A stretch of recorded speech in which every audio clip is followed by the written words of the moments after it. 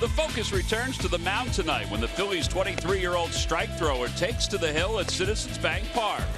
While the right-hander continues to find his way to consistency, the Marlins get a second look at the energy he brings every time he takes the mound.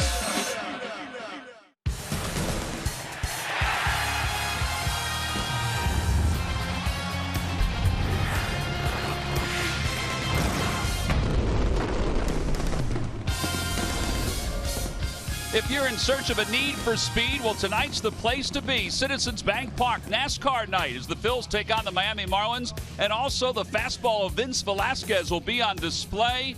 It's game 2 of a 3-game series, the Phils and the Miami Marlins.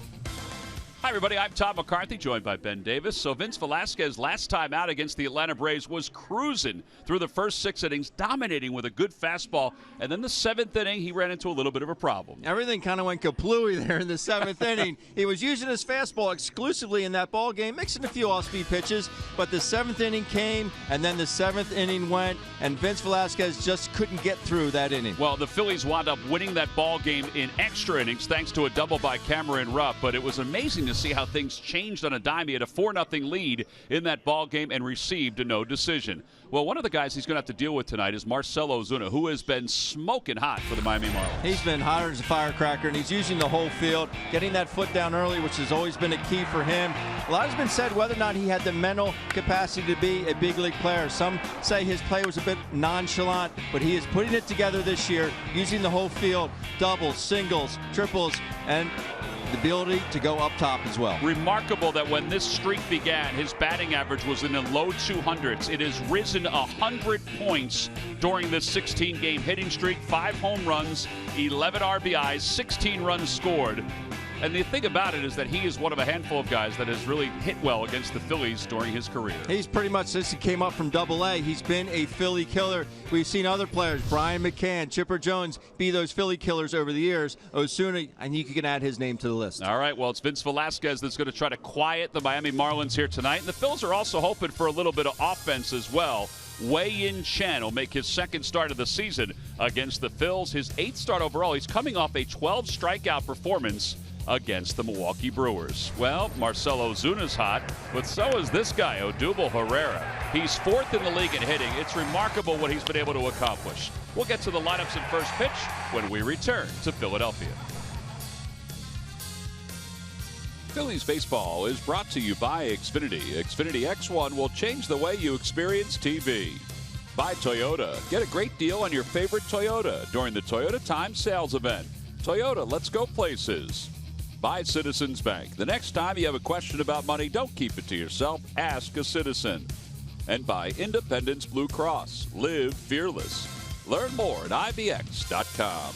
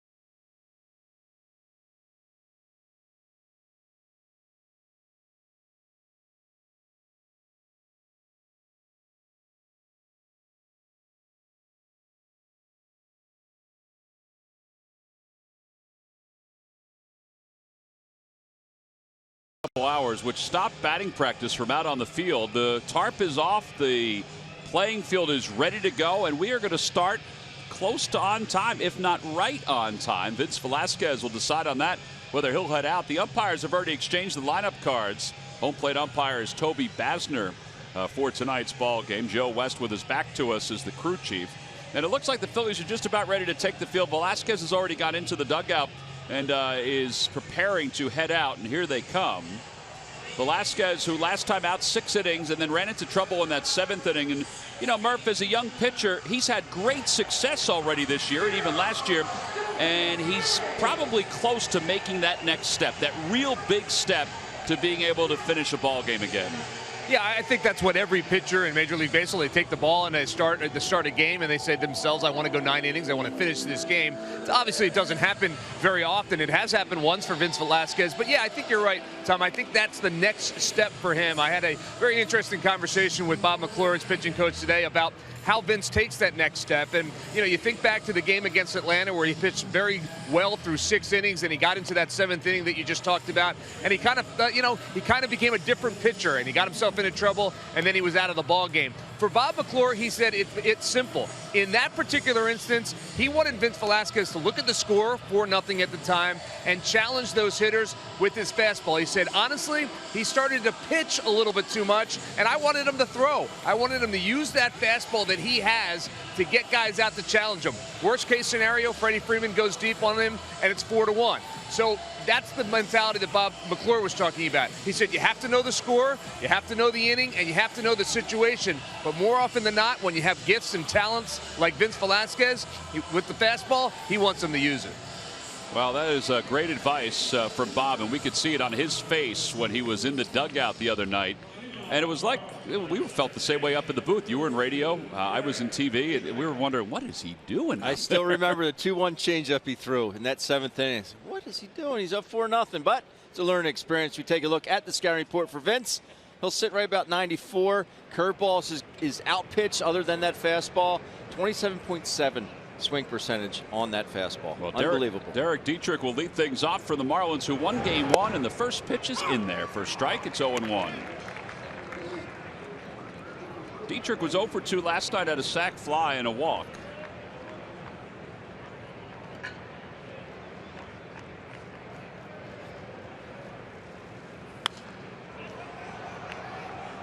No balls and 2 strikes.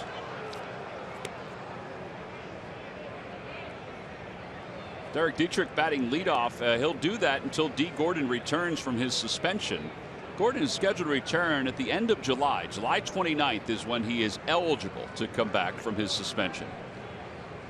Suspended for PED use. Inside, 1 ball and 2 strikes. Velasquez was charged with 4 earned runs in 6+ innings of work in his last outing against the Braves. Phillies wound up winning the game in the 10th inning on a 3-run double by Cameron Rupp. In the dirt, 2-2. That one looked like it just got away. I know it's not a learning experience you want to have, but I think that game in Atlanta is something he can look back on and say, you know what, there's no way I should have gone at those hitters with that approach in that 7th inning. I think the good thing is the Phillies won the game, so it makes that learning experience, I think, a little easier if you're Vince Velasquez. Yes. I mean, it still would have been a learning experience if they had lost, but it might have been tougher to swallow. Yes. Breaking ball, and it's fouled at the plate. It remains 2-2.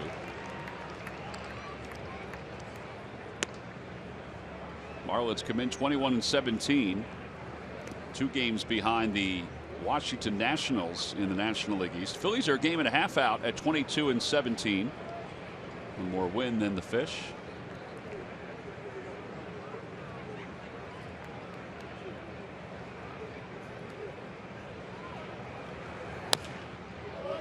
And Dietrich spoils another one. Murph, watch your hands.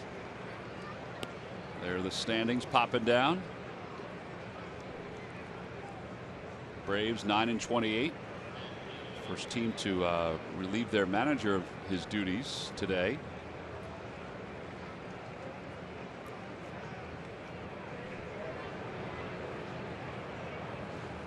Changeup poked out toward left field, coming on as Goodell. It's going to drop in front of him for a base hit. Well, that's just a good piece of hitting right there. It's an excellent at bat. So a leadoff single for the Marlins, and Martin Prado's coming up. Let's take a look at the rest of the Marlins lineup, brought to you by Xfinity. Xfinity X1 will change the way you experience TV. Dietrich, Prado, and Yelich, followed by Giancarlo Stanton, Justin Bour, and Marcell Ozuna. Adeiny Hechavarria moves up to the 7th spot. Jeff Mathis bats 8th in catches, and Wei-Yin Chen, the pitcher in tonight's ball game. That was a 7-pitch at bat for Derek Dietrich. 3 foul balls.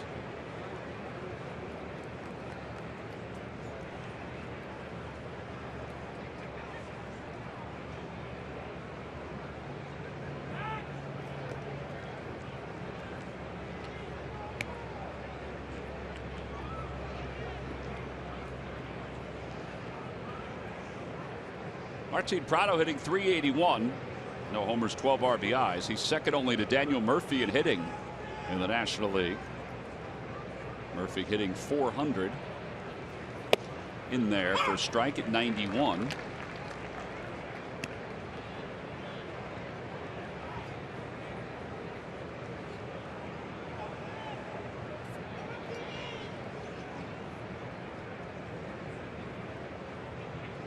No balls, 1 strike to Prado.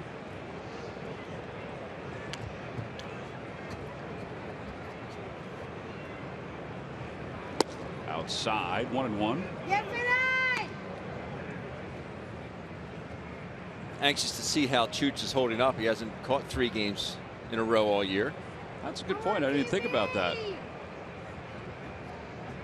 keeps himself in good shape, though, especially even when he's not playing. He'll go down and catch bullpens, keep himself into it. That one's whacked down the left field line. That's a fair ball going to the corner. Dietrich's on his way to third, and he is being held by Lenny Harris. Harris was late with that signal, but it's second and third with nobody out for the Marlins. Well, that was one of the big differences in last night's ball game. The Phillies had 10 hits, but there were 9 singles. The Marlins, meanwhile, had 1 extra base hit after another.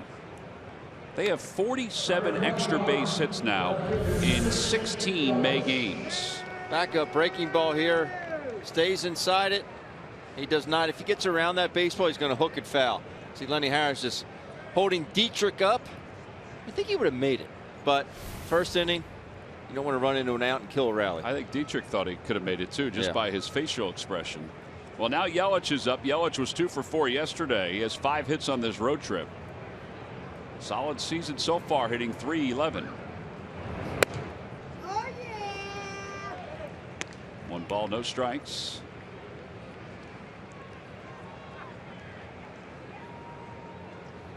Yelich is 1 for 3 against Velasquez. Those 3 at-bats came when he faced them earlier this season down in South Florida. Outside, 2-0.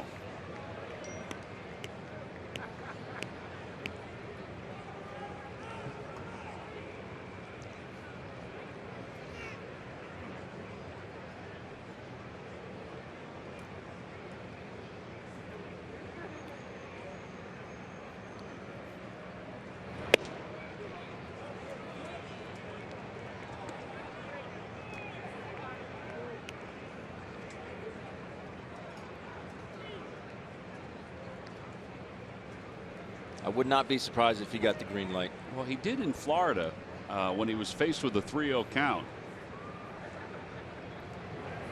He takes all the way. It's 3-1. 94 on that fastball. Giancarlo Stanton waits on deck. So far this season, Yelich is 7 for 17 against the Phil's pitchers. That's a .417 batting average. And hot shot towards short. For some reason, Dietrich waited. The throw to first in time. That is a huge break for the Phillies. Ball was hit hard, and Dietrich didn't read it right away. I think he maybe anticipated that it was going to be caught or wasn't sure. He lost track of where the infielders were. You know the infielders exactly where they're positioned. He knows he's screwed up. Good play by Freddie just to look Derek Dietrich back to third base. But Derek upset, and he let himself down. He let his teammate down, and he owes Yelich an RBI. Put it that way.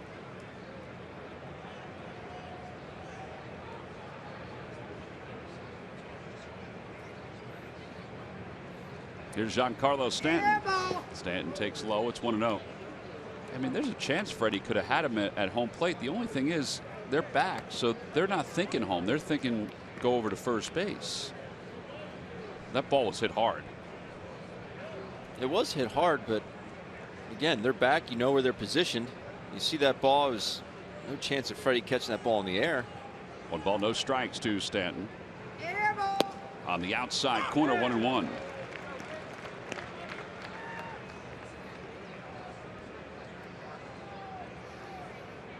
Stanton 0 for 3 with a walk in yesterday's ball game.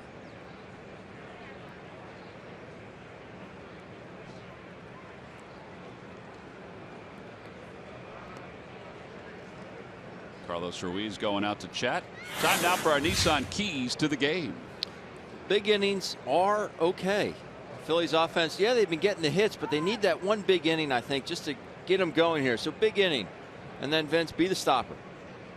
Phillies going through a 2-game skid here, and they need him to really step up and end it.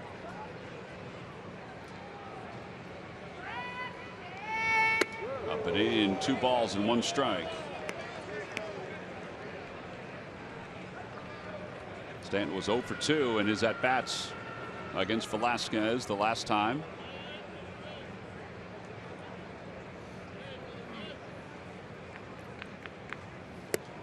Inside, 3-1. That wasn't as close as the previous pitch. Justin Bour is on deck.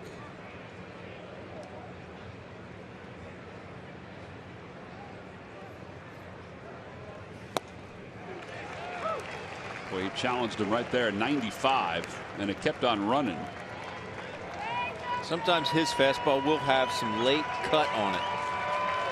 So cutting away from a righty into a lefty.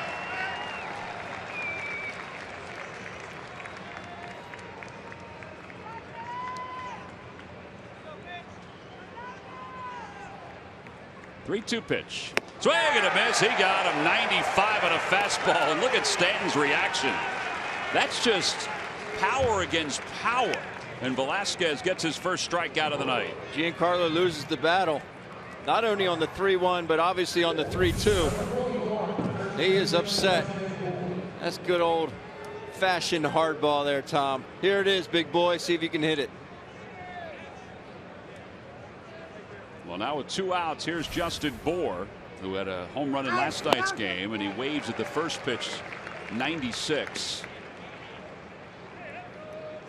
Boy, they're going to have some pretty good battles, you would think, over the years if both stay in their respective teams. That was pretty neat to see.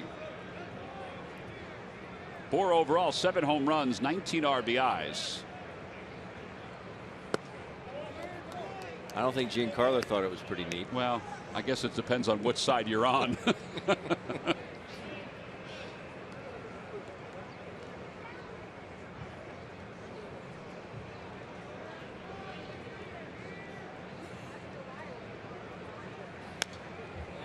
He's ahead 1-2 now to Bour. All right, now if you're catching, how would you want to finish off Bour? I mean, Jose Fernandez has done it for a couple of years against some of the best hitters in the National League East. How would you, if you're Vince Velasquez, try to finish off Justin Bour? I'd try and go up and in. Still first strike, much like the last pitch, but maybe just a hair higher. I'm not getting beat with a secondary pitch here. Popped him up. Maikel Franco over near the dugout. Does he have room? He does. Makes the catch, and the inning is over. The heavy lifting is off the shoulders of Vince Velasquez. After the first 2 batters get into scoring position, he retires the next 3. We'll head to the bottom of the first here in Philadelphia.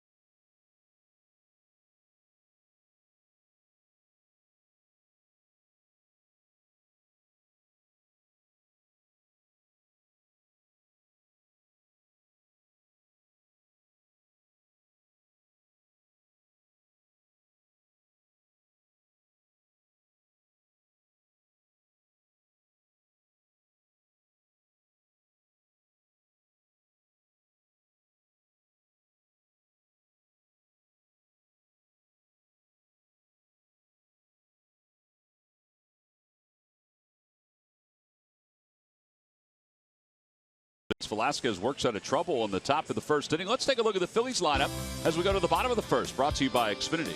Xfinity X1 will change the way you experience TV.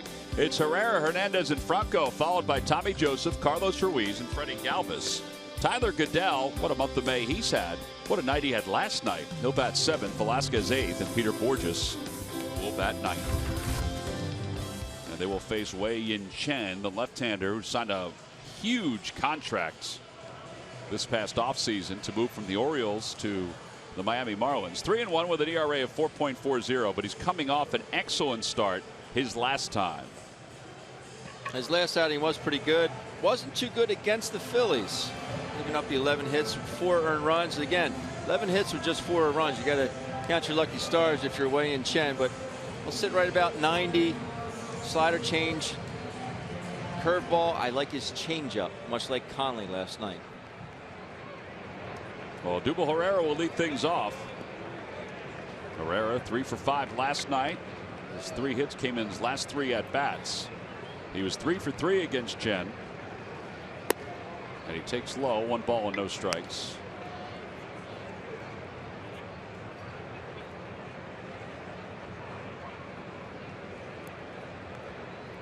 Chen is 30 years old, 2-year, $28 million contract, but there are player and team options that could take that contract to the year 2021.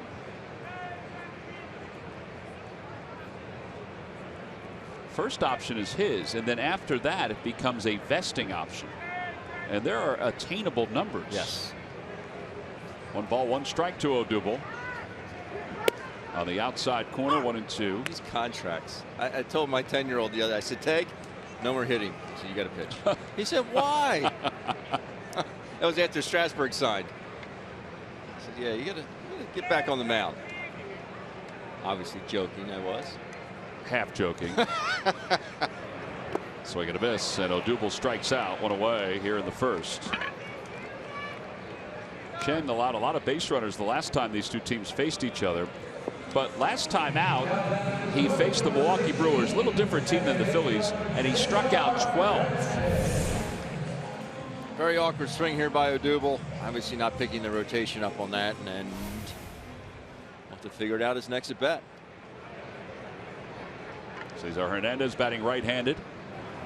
Bunts toward third. Chen is off the mound, has it, and then fires in time. It's a good idea. He just needed to get it over toward the line a little bit. Just a hair more towards the line. But take a look at some of these swings by Maikel Franco. And I know I've been a little hard and critical on him lately, but in my opinion, these swings are too hard. You swing hard, your bat slows down. He gets a couple good pitches to hit. And I want you to really watch his head and where his eyes end up when he's done these swings. It's just too hard. There's another good pitch to hit. This is the last one I think you really see how hard he goes after these pitches. Look where that head is. You cannot hit what you can't see. Yeah, we saw him in spring training. He was the opposite, and that's when he was really going good. Now it's a little different approach in spring training. From a pitcher standpoint, a lot of pitchers are trying to throw strikes and not trying to outthink the hitter.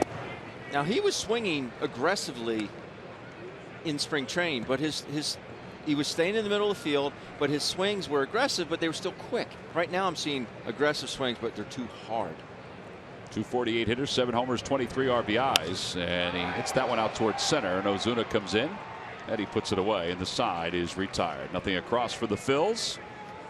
Each team has gone scoreless in their half of the first. We'll move to the second. Marlins nothing, Phillies nothing.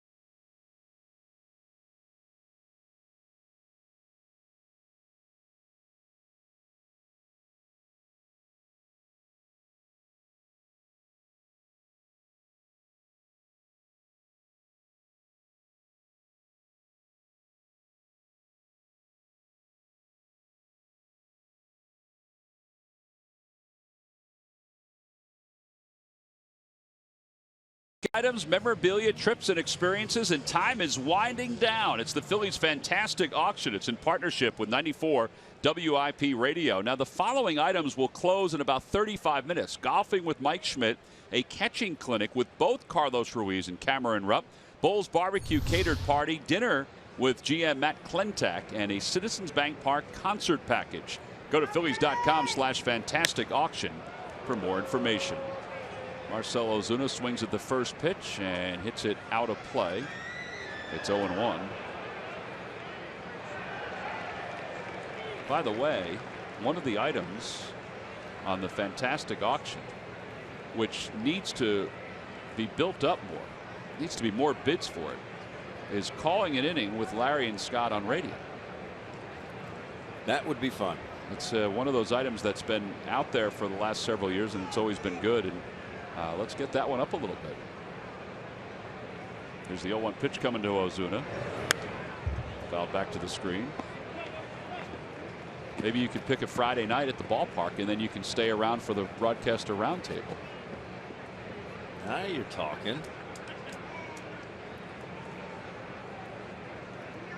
You're always thinking ahead, Parks. Wow. We always laugh, so why don't we let everybody else laugh with us at the broadcasters roundtable? 0-2 to Marcell Ozuna, a 16-game hitting streak. 1 for 5 last night with a home run.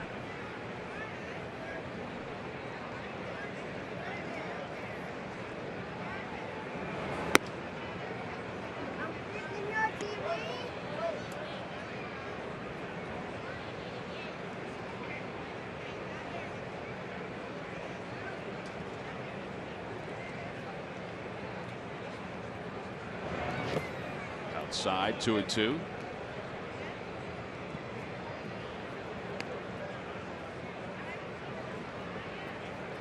Down in the Marlins clubhouse today, talking to a few folks, and Marcell was walking by. He is a big boy.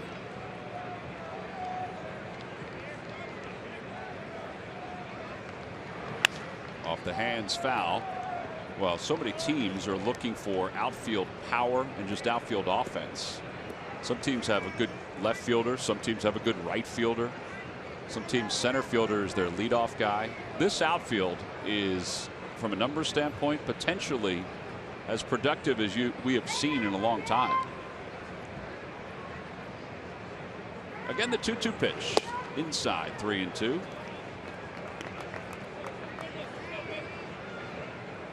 Echeverria waits on deck.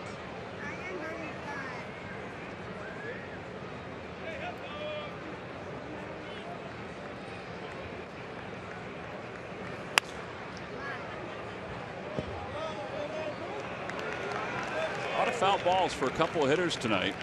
Derek Dietrich had 7 pitches in his at bat, which resulted in a flare single and 3 foul balls. And now Marcell Ozuna is battling here against Vince Velasquez.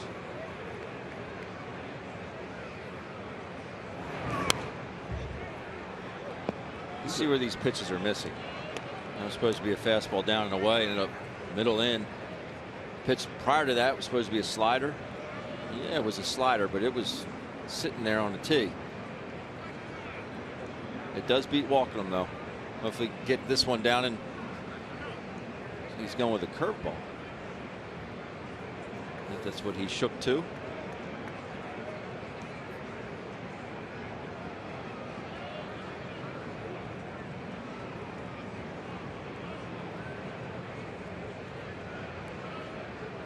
Going back to the fastball away. He missed a spot again, and he fouls it back toward the sweet level and out of play. You know, lucky for Vince, it's 95. Yeah. If you're throwing that ball at 90, it's a different story. It's such a huge jump between 90 and 95, 95 to 100. Watch her choose to set up. And this ball ends up being on the inner third. Actually, the inside corner. Outside, ball 4. So he walks Ozuna. And that'll bring Adeiny Hechavarria to the plate. Well, Murph, there's so many guys that have gone through sort of the same path as Vince Velasquez, and one of those guys is actually here in this ballpark broadcasting for the Miami Marlins. Yeah, you're talking about Al Leiter, a 19-year career for Al Leiter, 162 wins in that career. And I asked him today about, getting guys deep into games, because it's something that in baseball is talked about all the time. Starters getting deep into games. Nowadays, 5 innings, 6 innings, sometimes 7 innings, and starters feel like, all right, I had a good day, and they hand it over to the bullpen. It didn't always used to be that way, as we know, and we were talking a little bit about it. And Al said that he thinks it starts really in the minor leagues, where guys aren't conditioned to get deep into ball games. They are pitching 5 and 6, and they're being taken out of those games, maybe for pitch counts, maybe for other reasons. But then they come up to the big leagues, and we talk about getting them deep into games, and they don't know how to do it. So I said to him, well, how do they do it? And he said, well, it becomes a mindset. It's really a bulldog mentality. You have to fight your way through that 7th inning, where you may give up a leadoff single and then maybe get someone out, and then a base hit. You get runners at first and third. You have to bear down at that point. He said, players at that point are looking over their shoulders to see who's warming up. He said the guys that can do it are the guys that don't even know that there's a bullpen. They go out there and say, this is my game, and I'm going to take care of it. Yeah, Al Leiter had himself a heck of a career. He was nasty. Oh. That cutter on the inside part of the plate to right-handed hitters. Oh. Effectively wild is how he explained it to me. Oh, is that what he said? I said, I remember some of that. I saw him when he was we were both in high school. He was a senior, I was a freshman, and he was scary. He looked like he was 8 feet tall on the mound. He's not, but he looked that way on the mound. I could sit and talk baseball with that man forever. Effectively wild. He'd throw that cutter, and sometimes it would cut 3 inches. And other times you get around it, and it would cut 1.5 feet. Al's brother Mark pitched for the Phillies. His nephew is in the Phillies organization. He's very proud, talking about his nephew's swing and miss percentage last year. Tops in the Phillies organization. Got him. Foul tip. Echeverria is rung up. Second strikeout for Velasquez. And one away here in the second. Had a nice conversation with Al today, but we get to this pitch, just a high riding fastball. Absolutely no way you can catch up to that one. But I said, Al, I was talking about you the other day, and he said, you were? I said, yeah. I said, remember Eric Gregg? He said, how could I forget? God rest his soul. Great umpire, great man, Philly man. I said, remember a day game we played at Shea one year? He said, kind of. I said, Woody Williams pitched for us, San Diego. We faced you. It was 127 degrees on the field. And Eric had gone home the night before. He came back to Philly and took the train the next day. The first inning, we go back to the bottom of the first, and Eric is hanging all over me. He's all over me. I said, hey, you going to be all right today? He goes, big man, I didn't know it was going to be this hot today. I said, well, you can hang on me until someone gets on base. He goes, I appreciate it. And he was, Eric was a bigger guy, and he was hanging on me. And Al goes, I hit a ground rule double opposite field off Woody that day. I said, yes, you did. So he does remember the game. He does. My folks had come up to that, my aunt and my uncle, and we talk about to this day how hot it was. Swing and a miss. 1-2 to Jeff Mathis, hitting a .179 with no home runs and an RBI. You should tell your son to be a catcher. He's wrong-handed. Oh yeah, that's right. Mike Squires. Tell him to be Mike Squires. I think Mickey the baby is right-handed.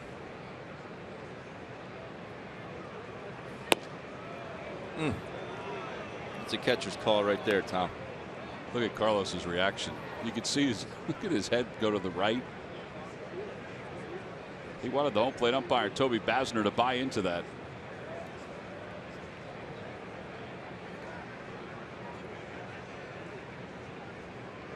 Two pitch to Mathis. Off the end of the bat, foul.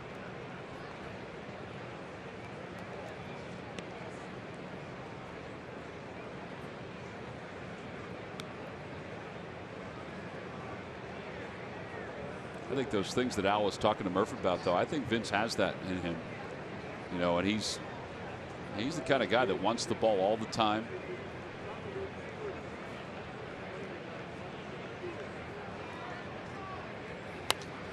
If you had that arm, wouldn't you want the ball all the time? Absolutely. He is not void of confidence. Has great makeup. It's a tribute to his dad and his brothers. His mom too.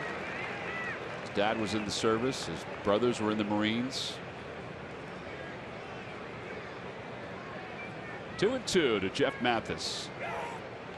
And Ozuna's back.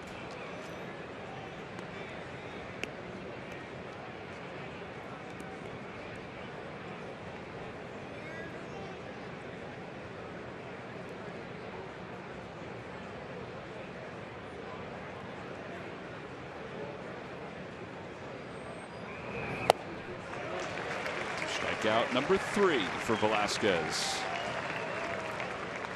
On the Toyota Major League scoreboard, the Pirates have jumped out to a 7-0 lead over the Braves.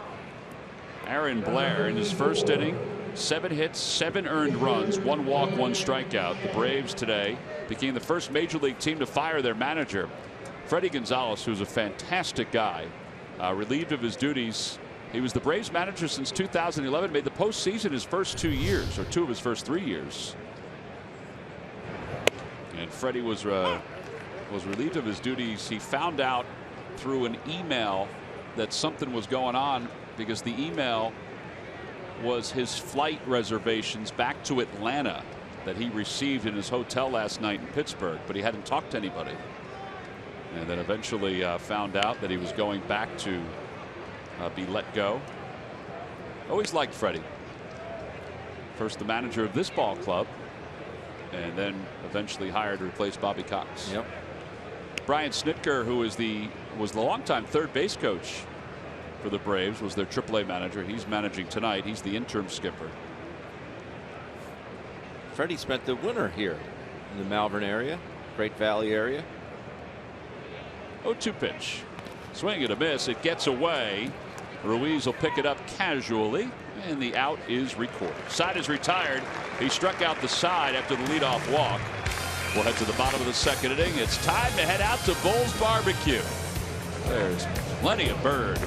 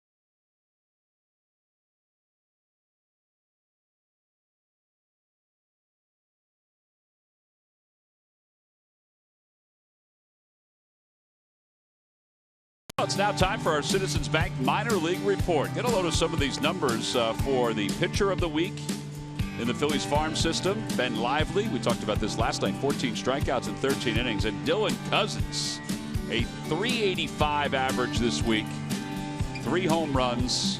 What did you say, Ben? 9 stolen bases? He was 9 of 10 last time I checked. Incredible. And he is evolving down in the minor leagues. The hope is that he will keep evolving. Right now in the minor leagues, Lehigh Valley leads Syracuse 3-0. Cedric Hunter has hit his third home run for the Iron Pigs. And another good sign, Alec Asher continues to pitch well. He's got 2 scoreless innings so far. Jorge Alfaro has homered for the Reading Phils, the Reading Fightins, I should say. They're up 7-0 over the Bowie Bay Sox. Here, The consumption of crab fries has begun, and the Phillies will bat in the bottom of the second. We have a little different pitch count between the two hurlers tonight. Vince is 49 pitches through 2, so he's averaging 24 or so pitches per inning, and Wei-Yin Chen threw 8 pitches in the first. So he's averaging 8. He's averaging 8. Here's Tommy Joseph. Tommy batting cleanup. When Pete was asked about Tommy Joseph batting cleanup today, he said, "Why not?"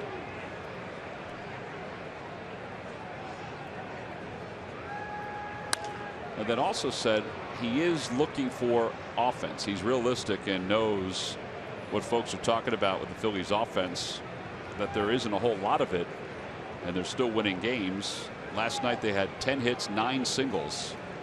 He said, "I'm still trying to find the combinations." In the dirt, 1-2.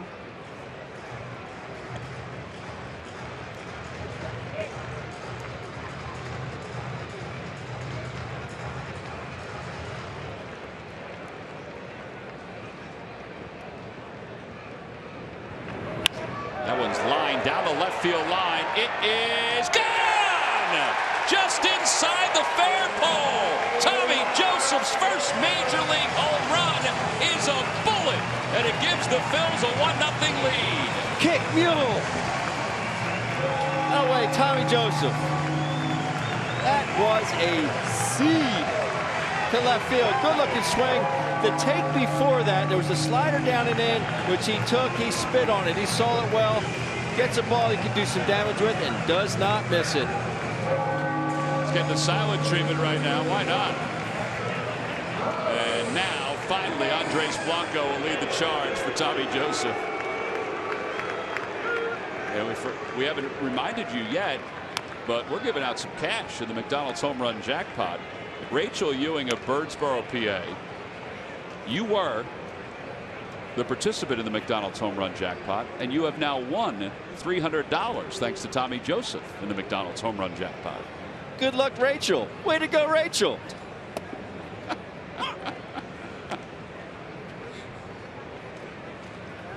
Well, Tommy's dad sticking around, getting a chance to see his son play. That has got to be an unbelievable feeling. He was moved to tears the other day when Murph was chatting with him, because Murph does that. See, there's that fastball. Get out of my kitchen. Just to keep that pitch fair, shows the proper swing plane. He's coming through. He's not getting around it, much like the ball that Prado hit in the first inning. Boy, that ball was covered. But those watch, you get out and around the baseball, you're going to hook it foul. He stays through it, keeps it fair. One away. Freddie Galvis, the batter. Galvis 1 for 4 last night. Takes outside. 1 ball, no strikes. It's Mom Paula texting everyone to let him know that he's on the board as far as the home run goes. Yep, that's my boy. Little bloop out to right center field. Caught by Giancarlo Stanton. 2 outs. I thought no way he gets to that. I didn't think it was going to go that far. It was funny because he was running with his glove extended. Usually you see outfielders, because you're not as fast, you run with your arms straight out. Watch, he starts in his, and he just keeps that arm extended out in front. The ball went right to it. See how that arm's extended? Cuts down your speed, but Giancarlo able to do it. Tyler Goodell, the hitter.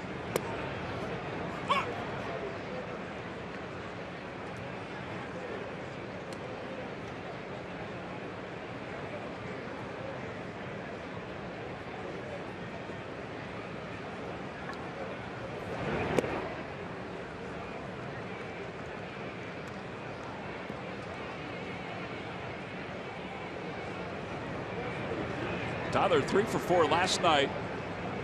A double and 2 singles. Takes low, 2-1.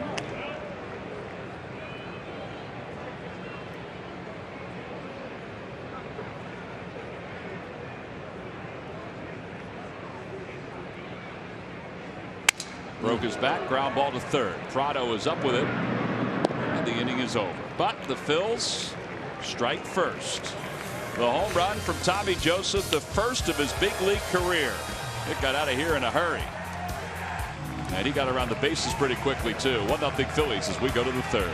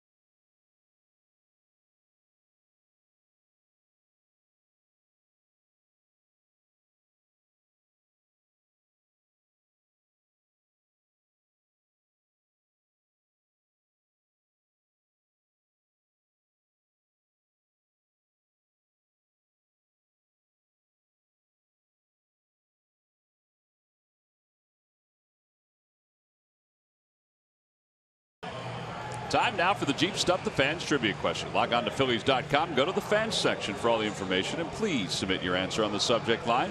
All right, Ben, the question is, who is the tallest player ever to play for the Marlins? Who is the tallest player ever to play for the Marlins? The answer will be revealed in just a little bit. Derek Dietrich leads it off, 1-0 Phillies. First pitch from Velasquez, a change up low.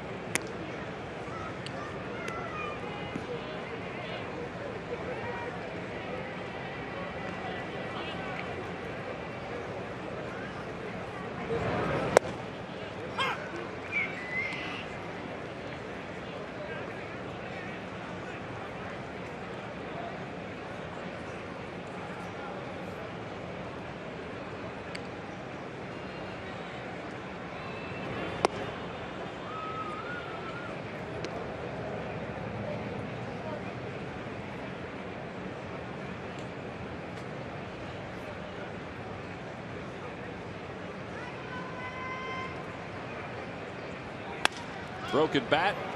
Looper out toward right center field. Here comes Herrera, and he makes the catch. Good closing speed.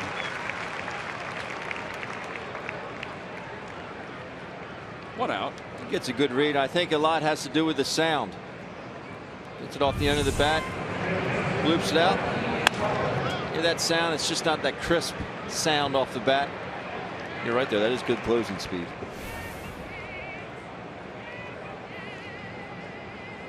Martin Prado, who doubled his first time up. That double is 8th of the year. Prado hitting over 360 here in the month of May. It's the third double that he's had, third double in 9 hits against the Phils so far.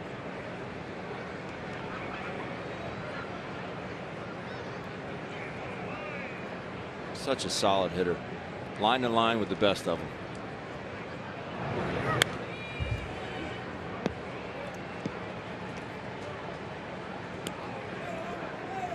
We had that trivia question last week about the all-time, the highest batting average for an Atlanta Brave, career average for an Atlanta Brave, and I thought he would be the guy, but he hit 295 as a member of the Braves in 7 years. It was Omar Infante who had the highest career batting average, 315.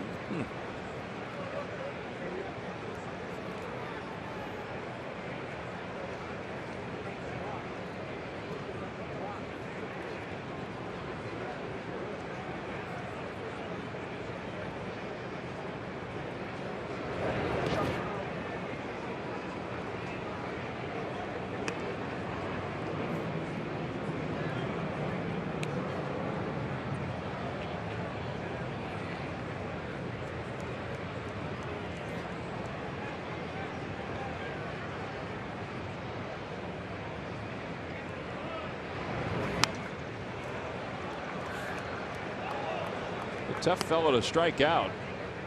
He's only struck out 9 times this year. 9 times in 147 plate appearances.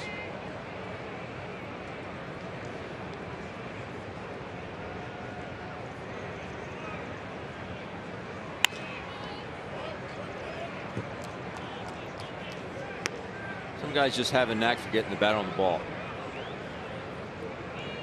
spoiling it.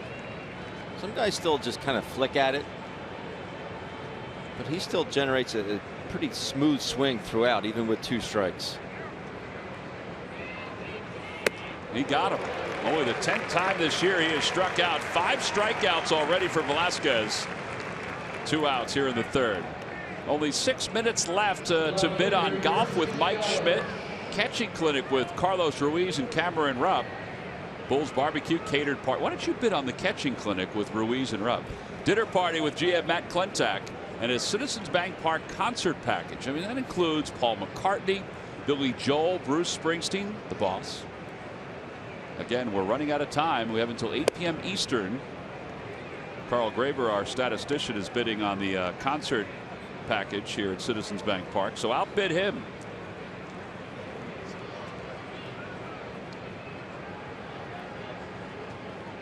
Ball and no strikes to Christian Yelich. Off the end of the bat, spinning up the 3rd base line, foul. And it's 1-1. Sure, that ball has a nice slice in it from the cup of Yelich's bat.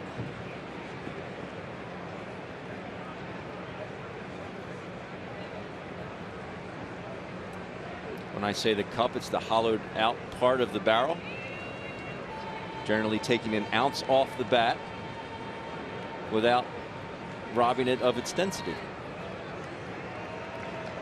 You're getting the same piece of lumber, it's just an ounce lighter. Some guys don't like it. Some guys do not.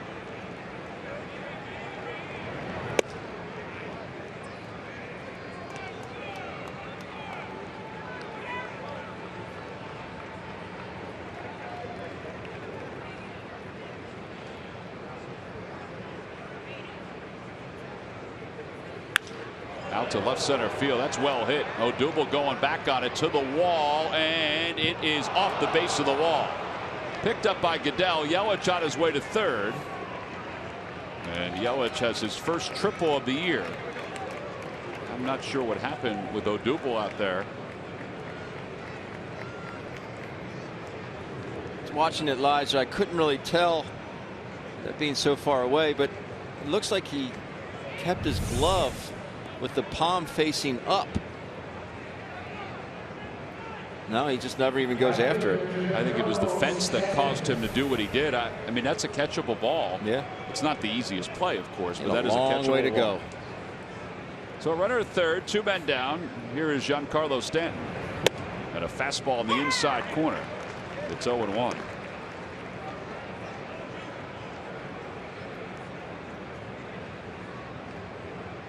Let's hope it doesn't go back and haunt the Phillies.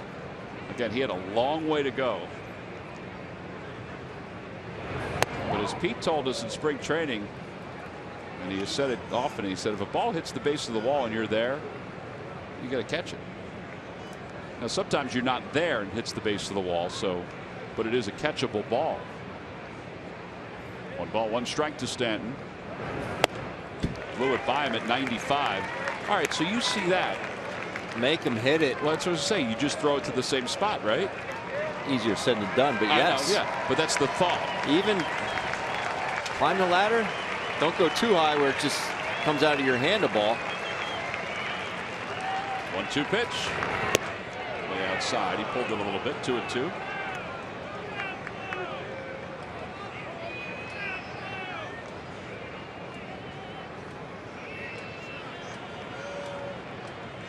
I don't think he wants it. Look at that look in his eye.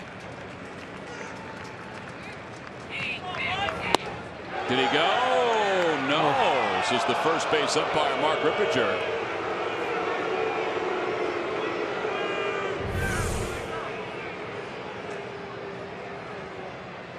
Oof. That's close as you're going to get. It's very close. It looked like he did hold up. The intent was there, but he held up. Now the payoff pitch outside, ball 4.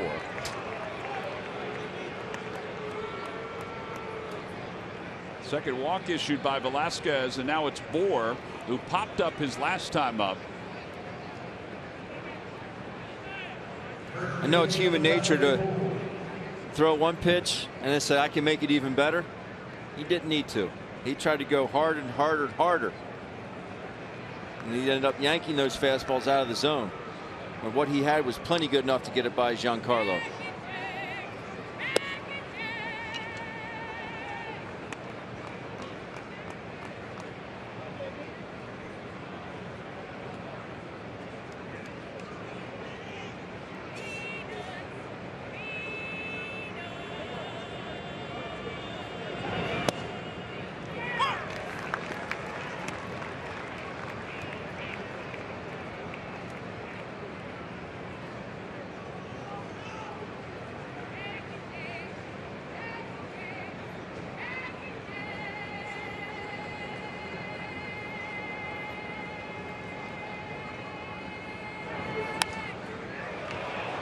Why so many foul balls, Ben? I mean, if you're a catcher back there, what are you thinking? Because the pitch count is now at 73, and we have 2 outs in the 3rd. Why so many foul balls? Location. Missing location. Getting ahead has not been a problem. No. No, in fact, it was surprising when he fell behind Bour. Yes. 1 ball, 2 strikes, 1st and 3rd. Breaking ball, swung on and missed. 6 strikeouts for Velasquez. He works around some 2-out damage to get through the 3rd. No runs, 1 hit, 2 men left. The strikeouts are mounting. The pitch count's mounting too. We'll go to the bottom of the 3rd. The Phillies hanging on to a 1-0 lead over Miami.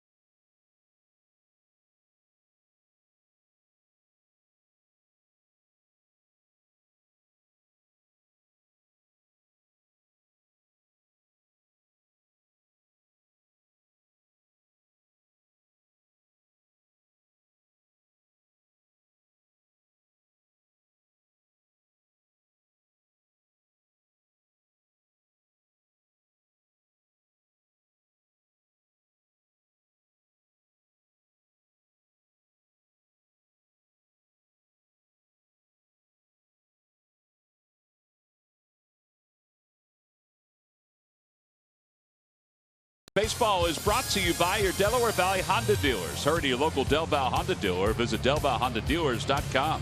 Buy WB Mason. You can't go wrong when you buy right. And buy your local Ford stores. Well, the sun is trying to pop out at least for a little bit of time before it sets. He'll come out tomorrow, Tom. Yep. I heard somebody say that. Little redhead. Velasquez leads it off here in the bottom of the 3rd. Phillies up 1-0. The home run by Tommy Joseph.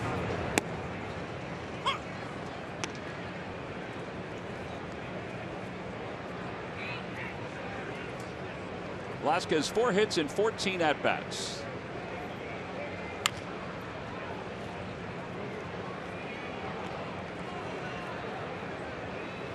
Poor guy has been trying to reach for a foul ball since the game began. He got one earlier. Oh, he did get one earlier? earlier? It ricocheted off the tarp. He got one.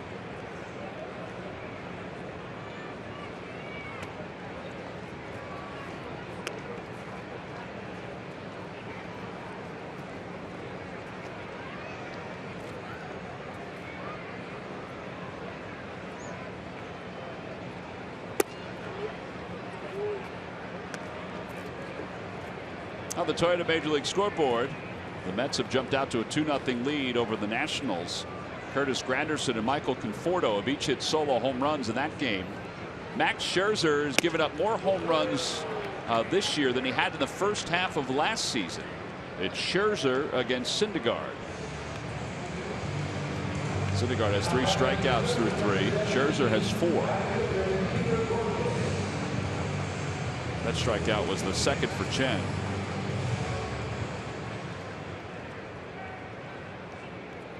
And Peter Bourjos making his 33rd start. 0 for 3 with a couple strikeouts yesterday.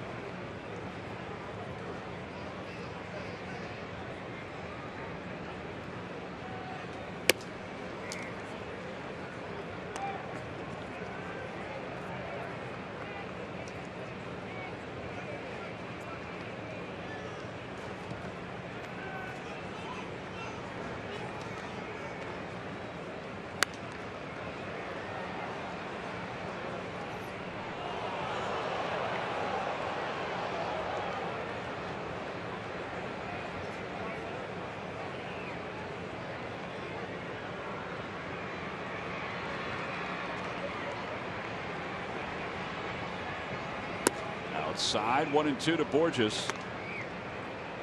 Bourjos 8 doubles. He has 1 triple, is yet to homer.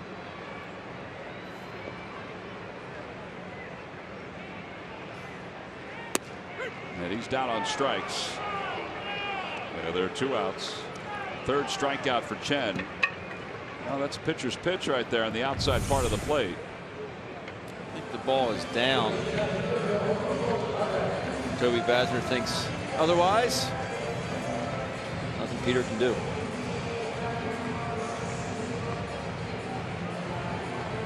It was close. Mathis framed it. I guess that's the way you can tell that it was outside, is that he pulled it back a little bit. 2 outs, and Odubel Herrera, who struck out his first time up. Oh. He takes a 1-hopper. Went to a baseball game and a cricket match broke out.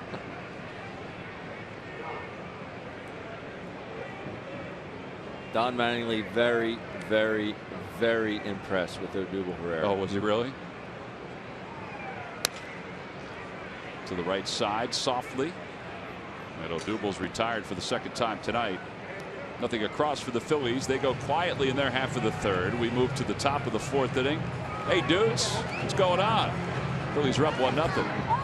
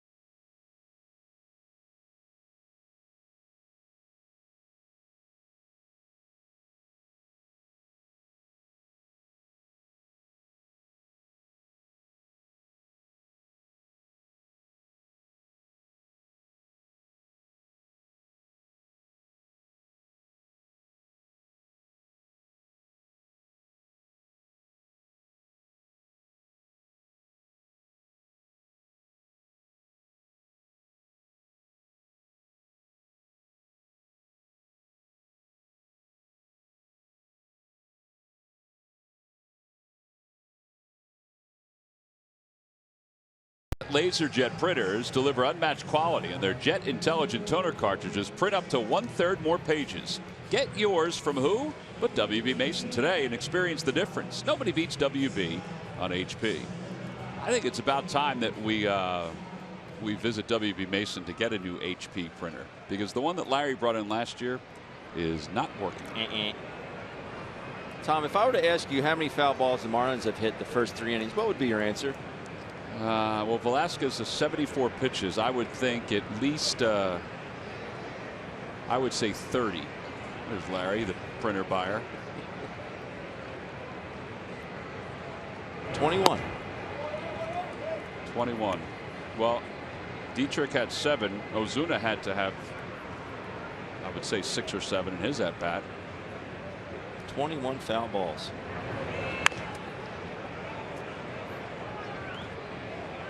One ball, one strike to Marcell Ozuna, who walked his first time up.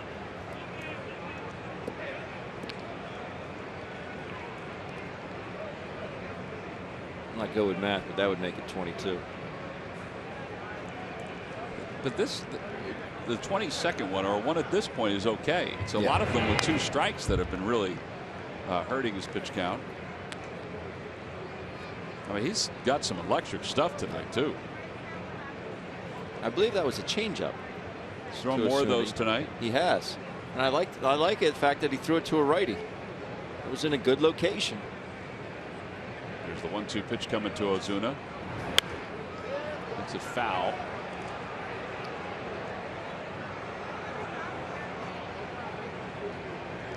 I know it's frustrating for a pitcher once you get in these counts and you have a guy that keeps fouling it off. It gets very frustrating as a catcher as well, because you're back there racking your brain. Okay, scouting report says this. I know he could do this. His limitations are here and there. What can we go with to either put a ball in play or punch a guy out?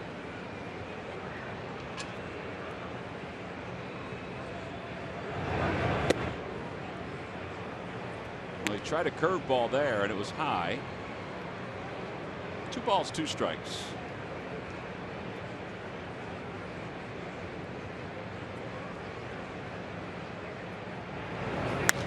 Out to right field. Peter Borges venturing back. It was off the end of the bat, and it's caught. So that's the strength of Marcell Ozuna, that it went to the track. Saturday, June 4th. It's the Aaron Nola T-shirt. Compliments of the International Brotherhood of Electrical Workers. Local 98. 3 defense, 14 and under. If you're looking at that and saying, well, that's not Phillies colors. No, it's LSU colors, which is the school that Aaron Nola went to. The college he went to. It's all part of that series against the Brewers. Tickets can be purchased by going to Phillies.com. Aaron loved that T-shirt when he saw it for the first time in spring training. There's Aaron Nola. He's ecstatic about it. Look at him, Tom. He'll start Friday's game against the Atlanta Braves. Outside, 1-1. What do you think his pulse is right now? I don't know, but 12? I love it. I love the fact that look at him. Nothing at all phases him. But he is competitive. He is.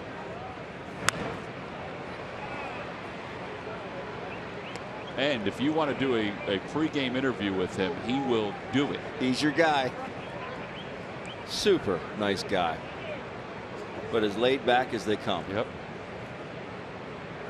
I loved his response the other day when Tyler Goodell threw out Suarez at the plate when Cameron got run over.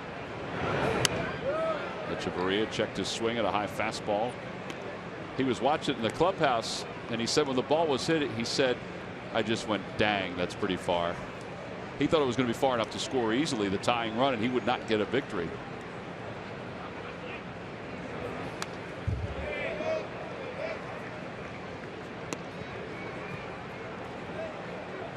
But Tyler was able to convert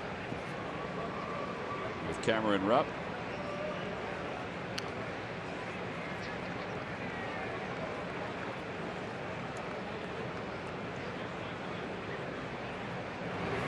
Outside 3-2, and Murph, Pete Mackanin said Cameron's pretty close to returning, right? Yeah, certainly good news. Pete Mackanin talking about Cameron today. You know, we knew they didn't want to put him on the disabled list. They didn't think it was necessary, and it turns out it won't be. They said he could be even available tonight in a pinch if he had to come off the bench and pinch hit. But he said he would be ready tomorrow to catch. However, don't be surprised if you do see Carlos Ruiz tomorrow play in that game, just to give him an extra 2 days because of the off day on Thursday. But you know, he's healing just fine, and he is going to be just fine. Could actually get into games today or tomorrow. Yeah, he was pretty upbeat about it, even after yesterday when he threw out the outfield. That's good news. 7 strikeouts for Velasquez, and Jeff Mathis, who struck out his last time up, will be the batter.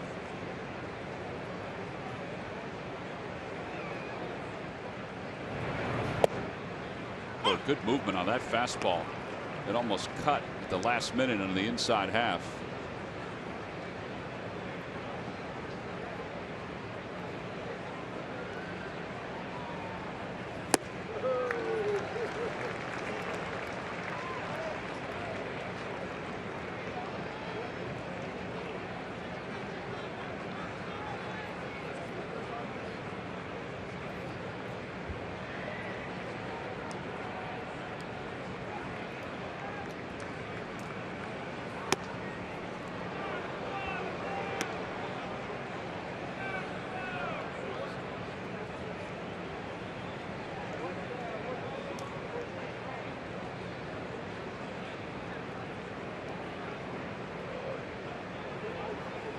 Got him. He was way late on that fastball. It's 8 strikeouts through 4 innings for Velasquez. We'll head to the bottom of the 4th inning. The Phils nursing a 1-run lead, looking for a little bit more.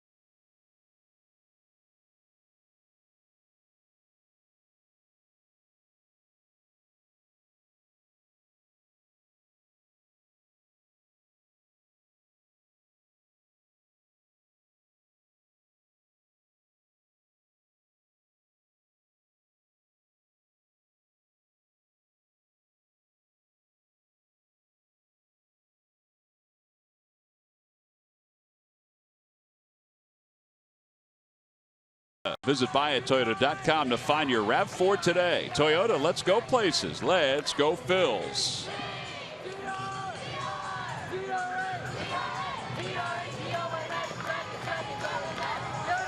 I came to a ball game and a cheer competition broke out. We go to the bottom of the 4th inning. Chen finishes up his warm-up tosses. Cesar Hernandez will lead it off. It'll be Hernandez, Maikel Franco, and Tommy Joseph.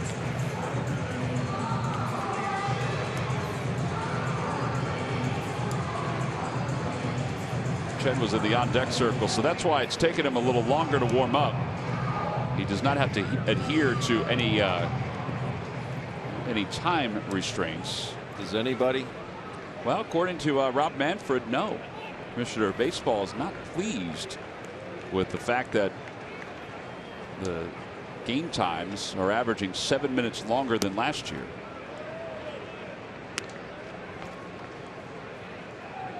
I think replay has a lot to do with it. I think they're allowing hitters to step out of the box more. A lot of people around baseball say that the strike zone is not where it was last year, which I have no idea whether it is or not. Same umpires.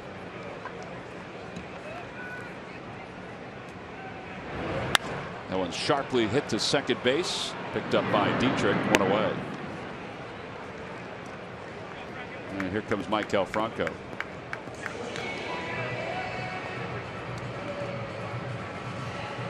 Seven in a row retired by Chen since the home run by Tommy Joseph.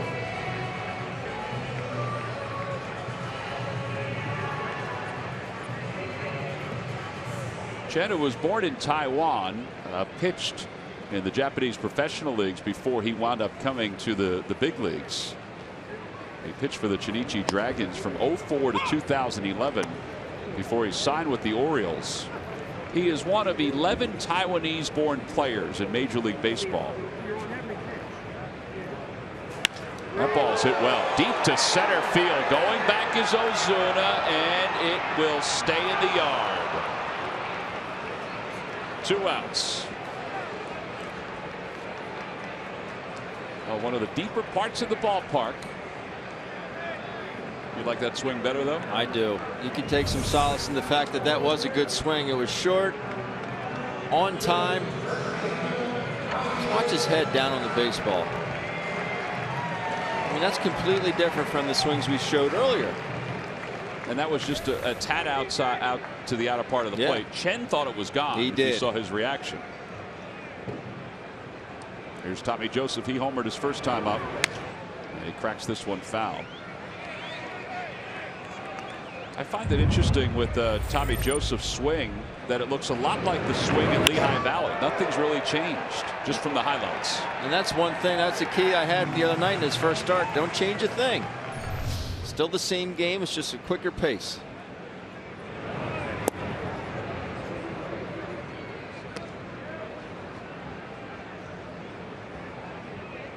Oh, and 2 to Tommy Joseph.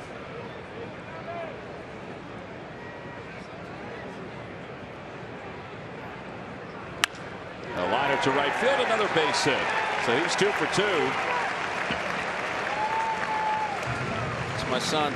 You know, I didn't ask Tommy how long his parents were going to stick around, but if tonight's their last night, they are getting plenty of great sights to take home with them to Arizona. He adds a couple more. They may end up staying here for a while. 0-2 pitch. Put it in play. Good things happen. Not up and in quite nearly enough. Sprays it to right. Runner at first for Carlos Ruiz. He tapped one back to the mound his first time.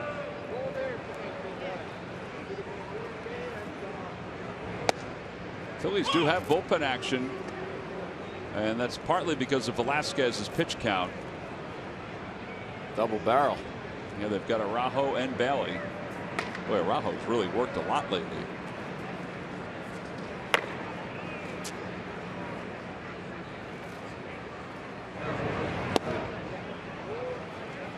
Chen's leading off, then Dietrich and Prado.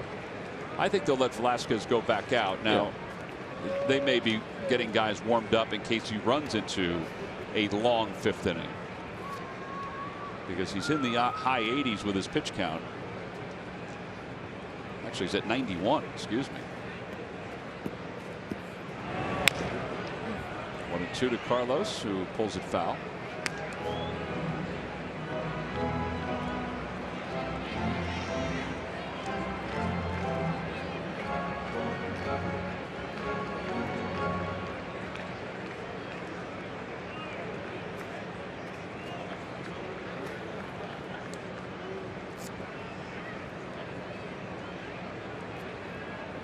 Outside, and it's 2-2.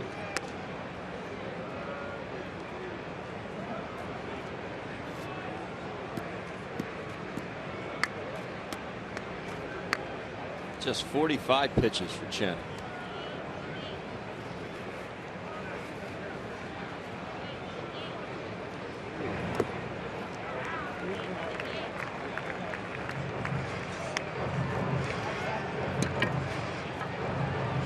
Three balls, 2 strikes, 2 outs. They won't hold Tommy Joseph on at first.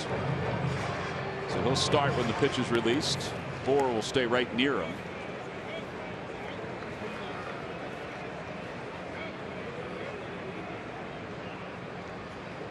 He goes, pitches hit the opposite way, and Stanton at the edge of the track puts it away. And that'll do it for the Phillies in their half of the 4th inning. No runs, 1 hit, and 1 man left. We'll head to the 5th here in South Philadelphia. The Phillies 1 and the Marlins nothing.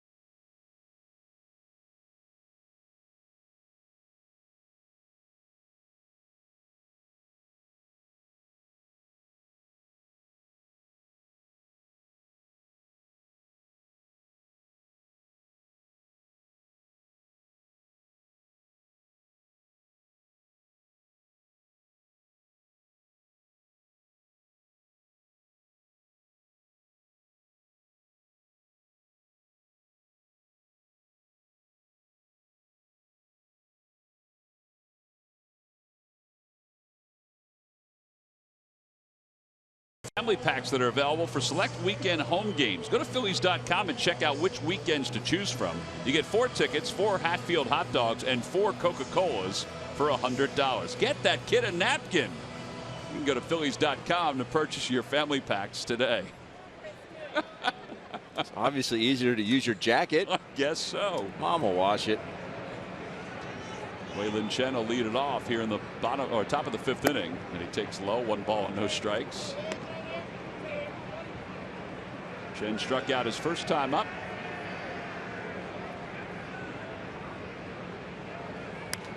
Fouls it back, and it's 1-1. All right, so Vince tonight is at 93 pitches. He has 8 strikeouts. He's got really good stuff. He's faced a lot of foul balls. And he's got bullpen action behind him. He's had 1 at bat tonight from the opposition of 11 pitches. He's had 4 7-pitch at bats tonight. He's had 3 6-pitch at bats and 5 4-pitch at bats. Man.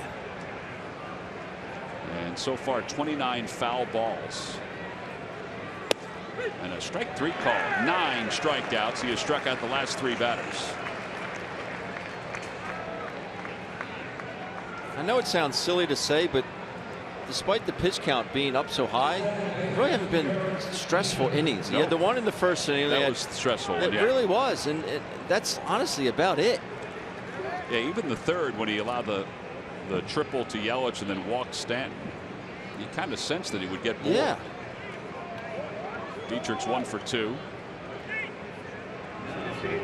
Breaking ball low. It's 1-0.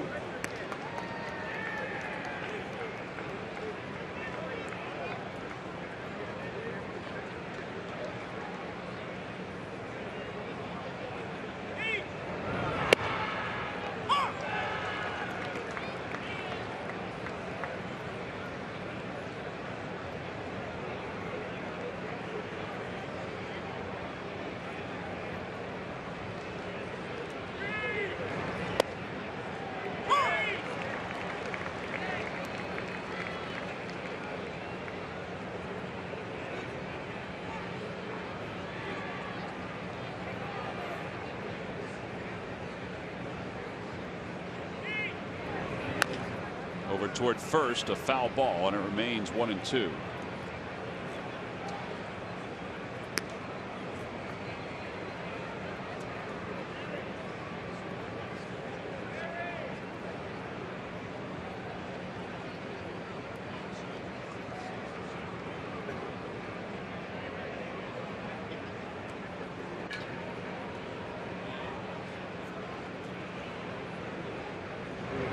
Swing and a miss, a high heater. 10 strikeouts for Velasquez.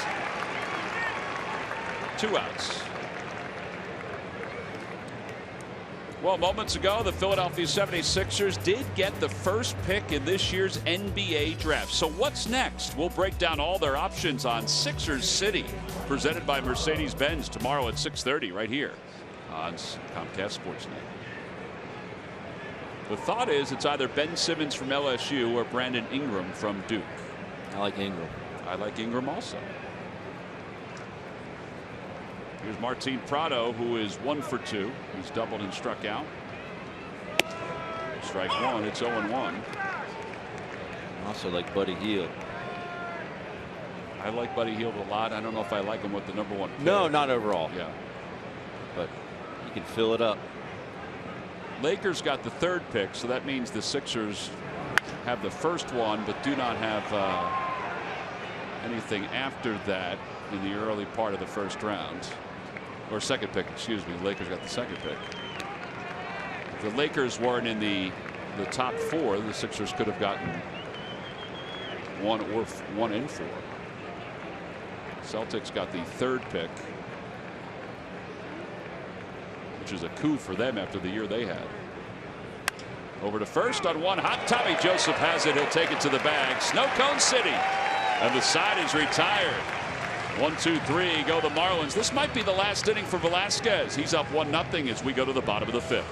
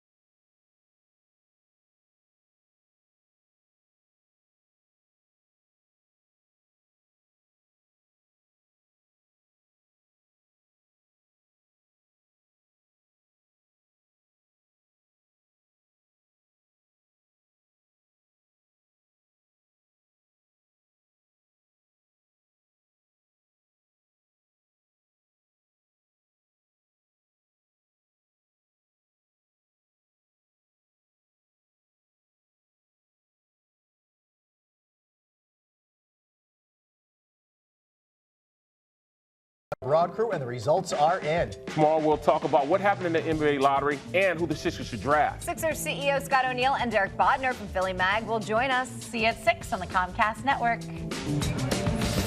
Well, there's a lot to talk about with the Sixers getting the #1 pick overall in this year's NBA draft.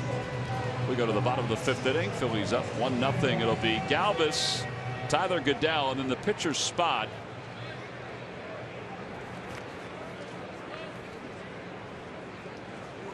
Galvis flying out to right field his first time up. Little bloop that stayed up for Giancarlo Stanton. Phillies lead at 1-0 on a home run by Tommy Joseph.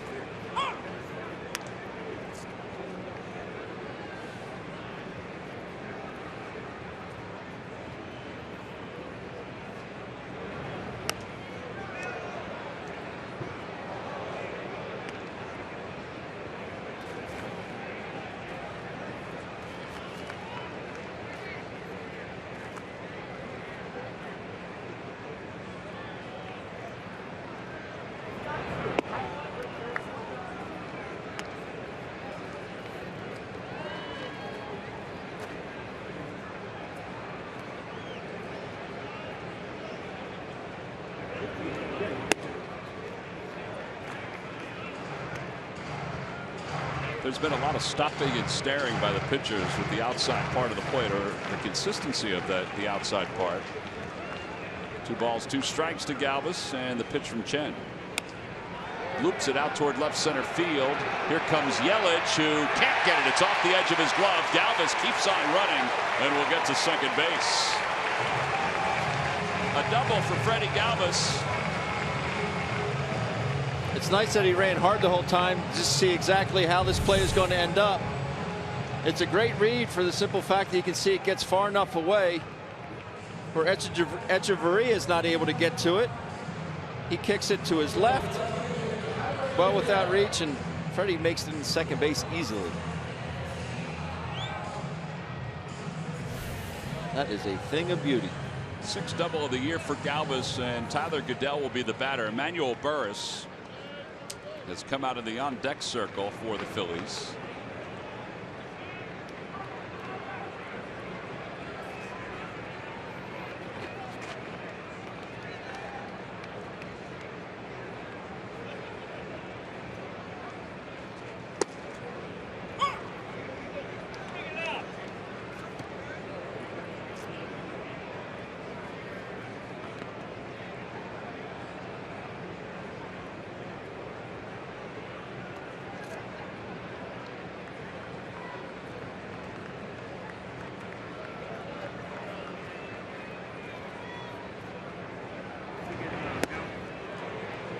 Two.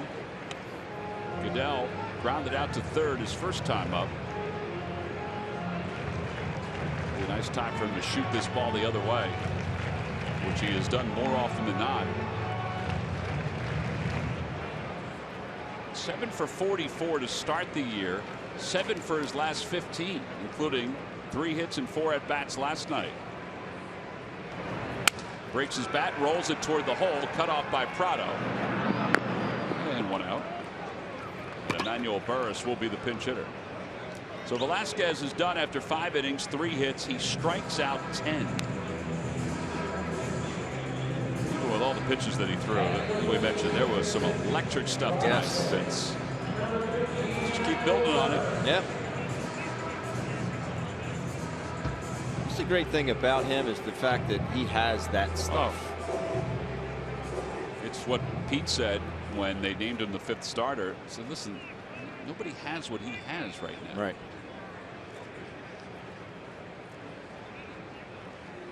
Burris is 3 for 29.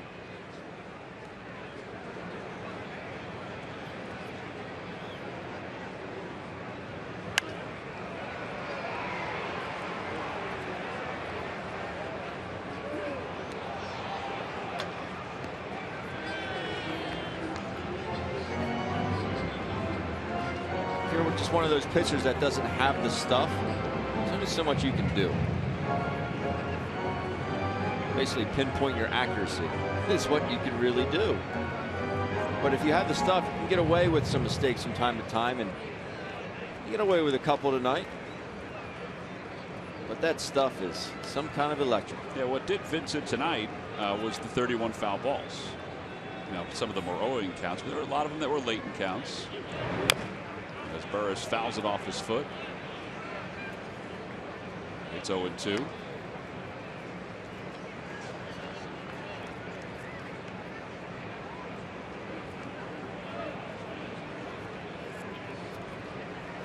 A lot of fastballs by Chen tonight. Just has the 57 pitches overall.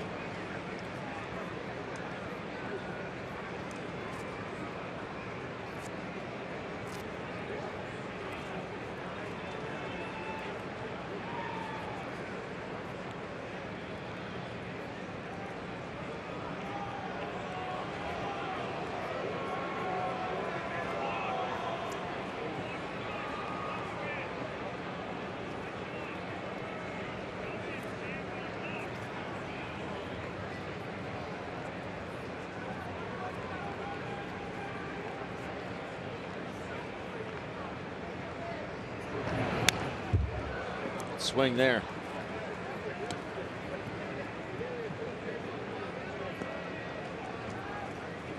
Tom Manny's a bit late getting that front foot down, the stride foot. He was on time there. Put a good swing on it.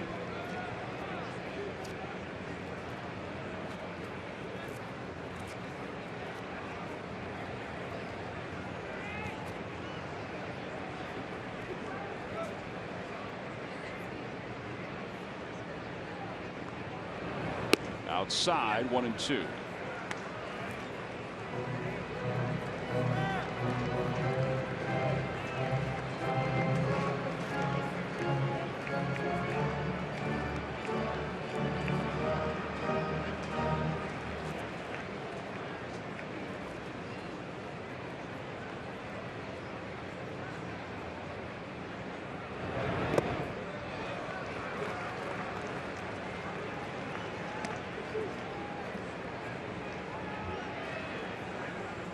Galvis led off the inning with a double. And then the ground out to third by Tyler Goodell. And now it's Emmanuel Burris pitch hitting for Vince Velasquez. So the Phillies will go to their bullpen in the 6th. Looking for 12 outs from the pen.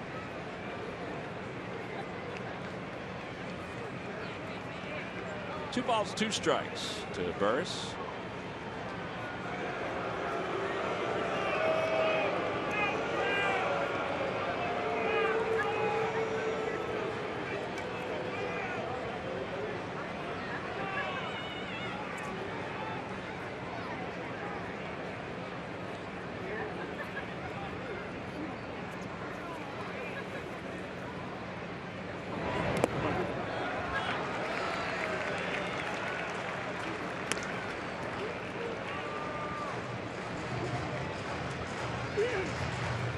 Just waits on deck.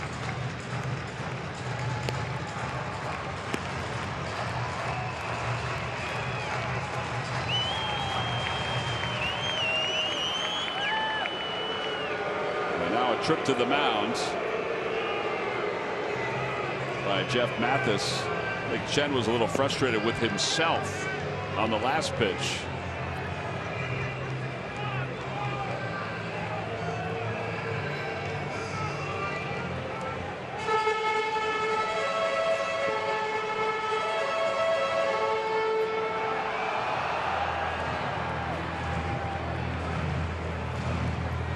May have been to switch up some signs too. You do have a middle infielder out there in Freddie Galvis. Maybe he got onto the signs. And Burris swings and misses the pitch in the dirt.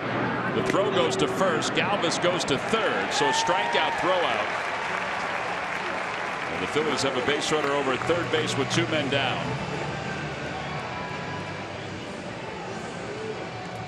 Galvis will officially go over to third base with a fielder's choice. And now Peter Borges will be the batter.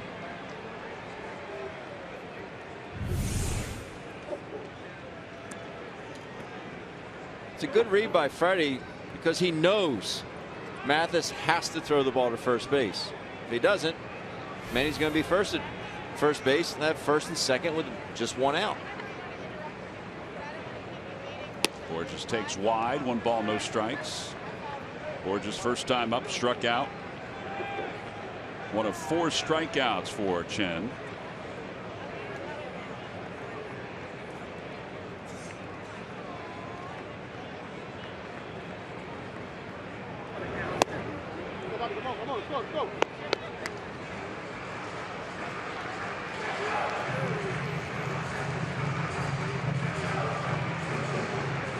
I will say this for Chen this evening. When he's missed either down or off the plate. He has not missed up, out, over the plate. Which is what he was doing, I thought, the last time the Phillies saw him in Miami.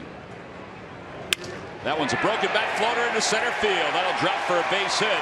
Scoring from third is Galvis. RBI single for Borges. 2-0 Phillies on top. Now that was toward the outer part of the plate, but it wasn't away enough. And Borges was able to get the bat on the ball. Well, Peter made the adjustment. And he fooled on the pitch prior to that. Nice job of base running by Freddie. But he goes down and gets it. It's outside corner. Yes, he does break his bat, but at least he doesn't try and pull it. It's going to be a strike. Nice 2-out tally right there. Absolutely. So Odubel Herrera is the batter. He's 0 for 2. He struck out and grounded out.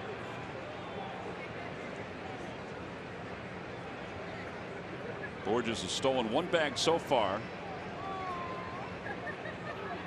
I figured Chen was going to throw over once, maybe twice.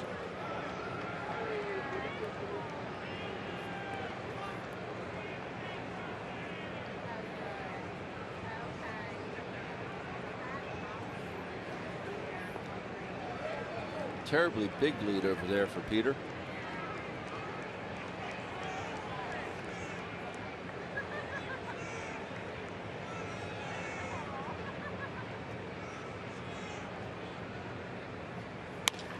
To the right side. And Derek Dietrich has it, and for the second time takes care of Odubel Herrera.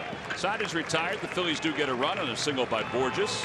They leave 1. We'll head to the 6th inning. It's 2-0 Phils.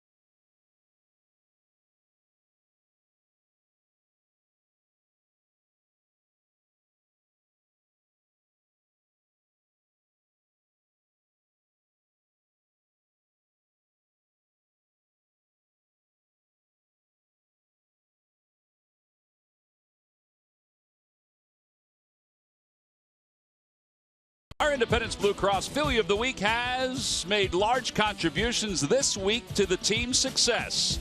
First, in the road trip finale, Cameron stepped to the plate in the 10th inning and delivered the game-winning 3-run double, leading to a Phils series victory. 2 nights later, he put the bat aside and defended home plate, receiving the game-ending throw from Tyler Goodell on the way to another Phillies 1-run win. Rupp has had that kind of a week, and it's brought to you by Independence Blue Cross. Live fearless. And as we mentioned, the good news is Cameron Rupp should be able to get back to the Phillies lineup sometime in the next day or so. Phillies fans are happy about the fact they're up 2-0 as we head to the top of the 6th inning. There's Cam. Going through some treatment. Elvis Araujo has been a busy fellow for the Phils. He's on in relief of Vince Velasquez, and he's on to face Yelich. It'll be Yelich, Stanton, And Bour here in the top of the 6th inning. Velasquez goes 5, allows 3 hits, 10 strikeouts in this game.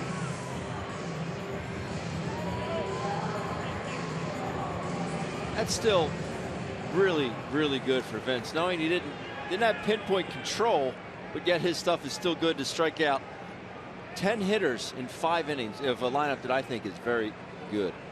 It's a lineup that is second only to the Colorado Rockies in team average in the National League. Among the leaders in home runs and extra base hits.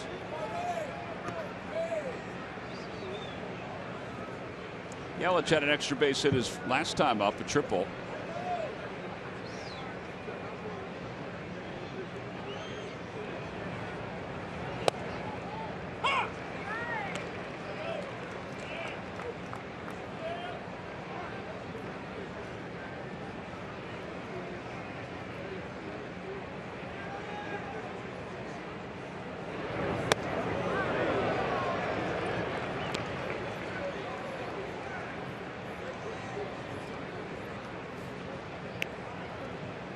I think if Yelich gets out, he'll stay in. If he gets on base, we'll see Bailey.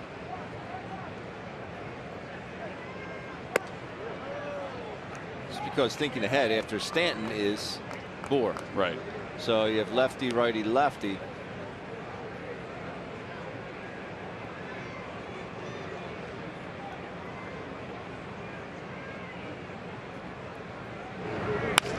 Over toward the hole, backhanded by Galvis, throws over to first, not in time. It pulls Tommy Joseph off the bag. Yelich runs well, so that's his 2nd hit of the night.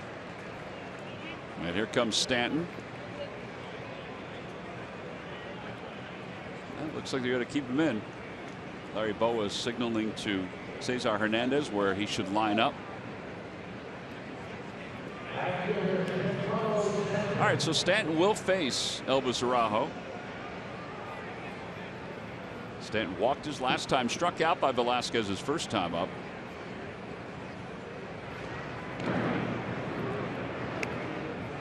I watched today for the first time the collision, or really near collision. I mean, it was contact between Ozuna and Stanton the other day. Did you see any of that? The inside the park home run by Ryan Zimmerman? I did not. Whew. So 2 Mack trucks that were going at each other.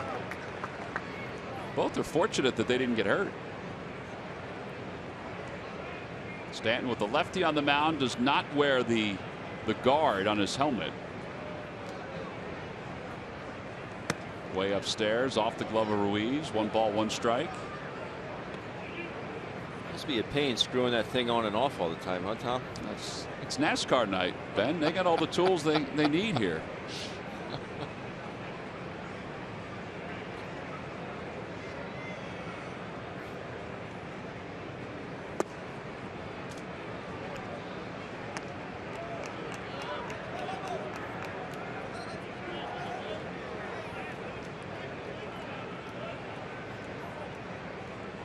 Being careful here is an understatement. 2-1. He challenged him 94 in the heater.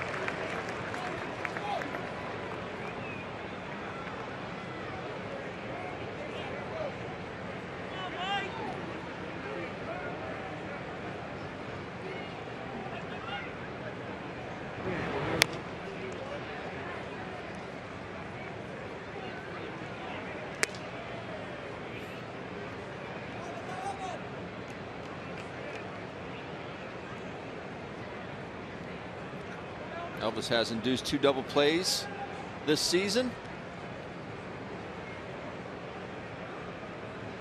A great time for his 3rd.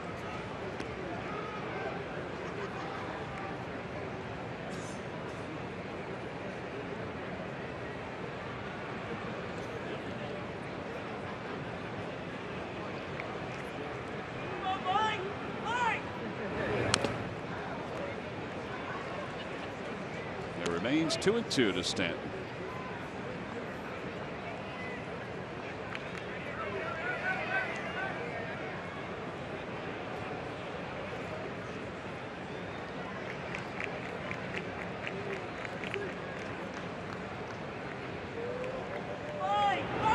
Swing and a miss. He got him. He went up with a 94-mile-an-hour fastball. 1 out, 11 strikeouts now for Phillies pitching. Boy, that's a good one right there. Sure is. Climbs the ladder and gets it just high enough where it looks good. Any higher than that, I don't think you're going to see Stanton offer at it. Well, Stanton strikes out for the second time tonight. Bohr, he'll take a fastball upstairs. Bohr struck out in his last at bat.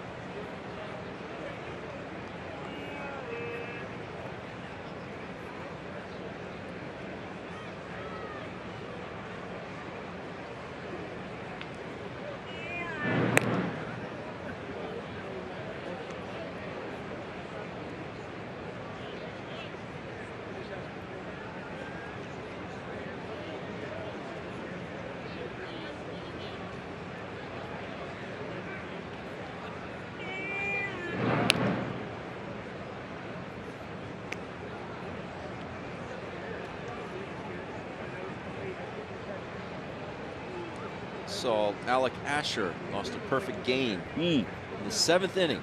So he was perfect through 6, but a leadoff double by Syracuse's Trey Turner ended that bid.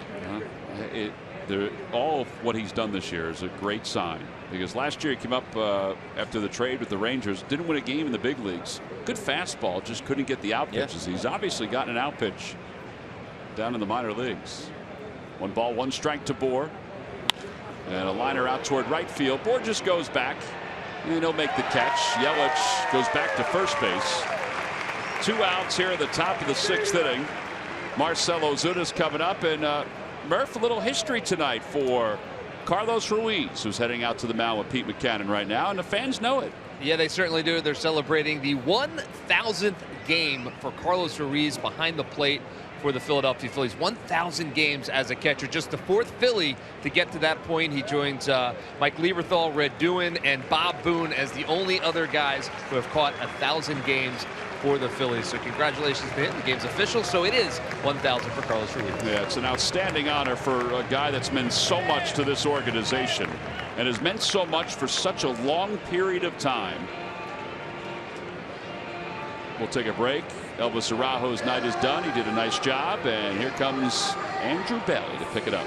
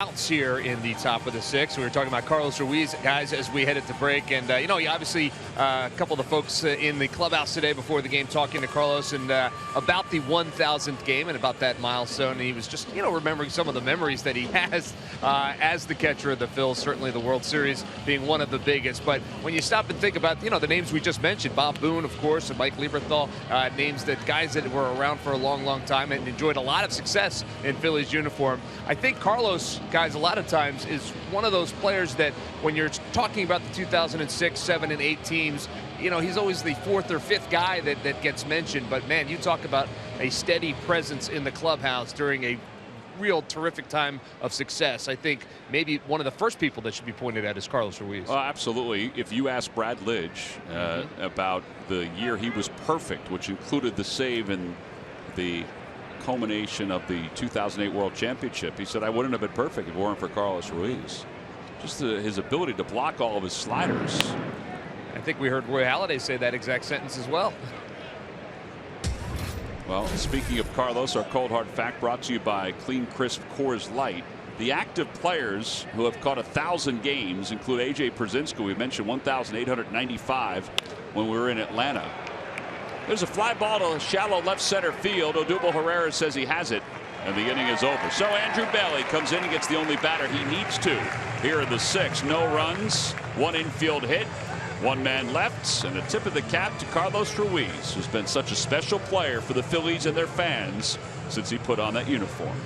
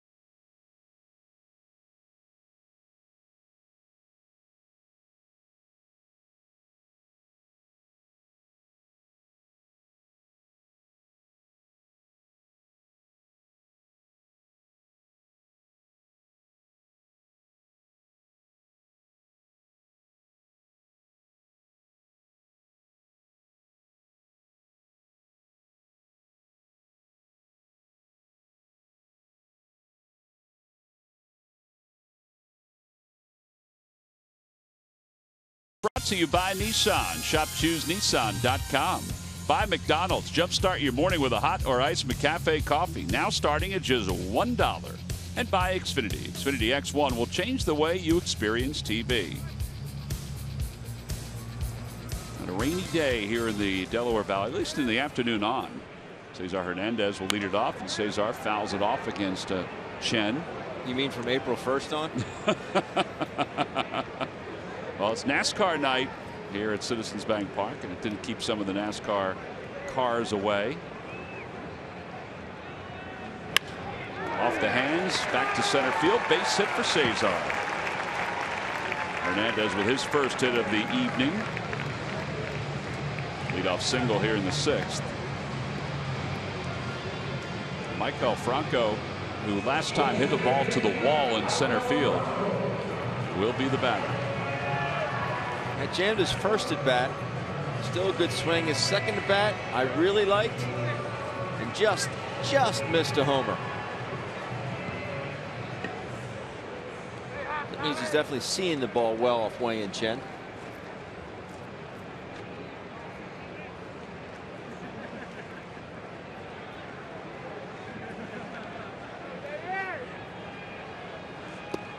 First pitch is in there for a strike. It's 0-1. Well, we all played Little League Baseball. I mean, you did in this area. I did down the Jersey Shore. When we were growing up, it seemed like every time you looked at a game in Williamsport, the Taiwan Little League was always in the championship. Yes. And it seemed like that, and it was like that from '69 to '96. They won 16 Little League championships, world championships. But there's only 10 players from Taiwan who are in the big leagues. I always thought that there would be more. Yeah. After winning all those Little League championships, it just didn't lead to any additional players getting to the big leagues. Now, with as dominant as they were from then, since that time, did you see David Hernandez warming up for the Phillies? Since that time, since '96, when it capped 16, they've only won one. Huh. A little bit of a drought in Taiwan.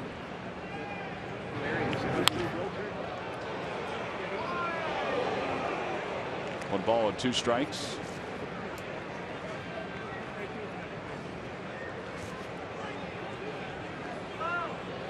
But you can say that when you think about the players who played from the American teams that went to Williamsport. Lloyd McClendon, Todd Frazier, Sean Burroughs. It wasn't an overwhelming amount that made it to the major leagues either. Gary Sheffield.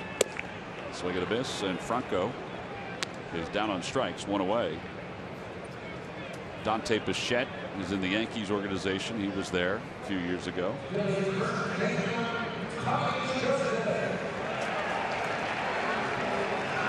Tommy Joseph is 2 for 2 tonight.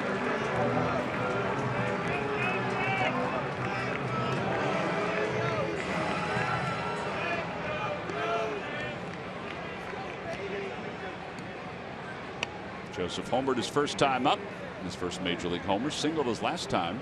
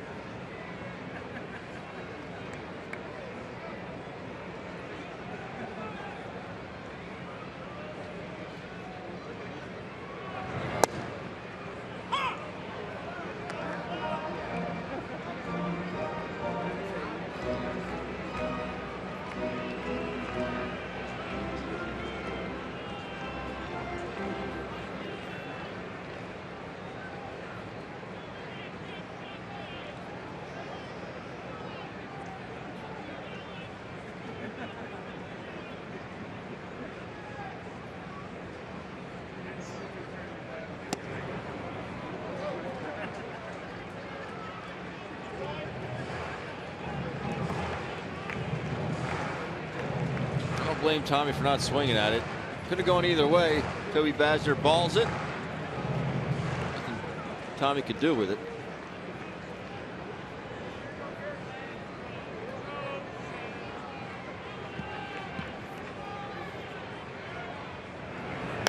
Off the end of the bat, foul, and it's 1-2 to Tommy Joseph.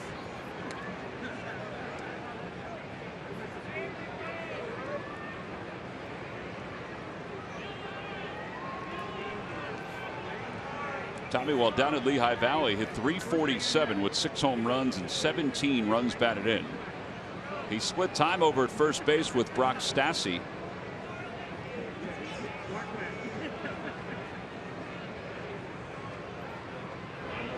Inside, 2-2. Tough pitch to hold up on. And he flinched a little bit, much like his at bat when he hit his home run, his first at bat. Ended up just kind of watching it all the way in. Which tells me that he trusts his hands and how quickly they're getting the ball. There goes Hernandez, and the pitch is hit foul. He had a good swing there, but it remains 2-2. So Cesar will go back to first. I got a bat for you.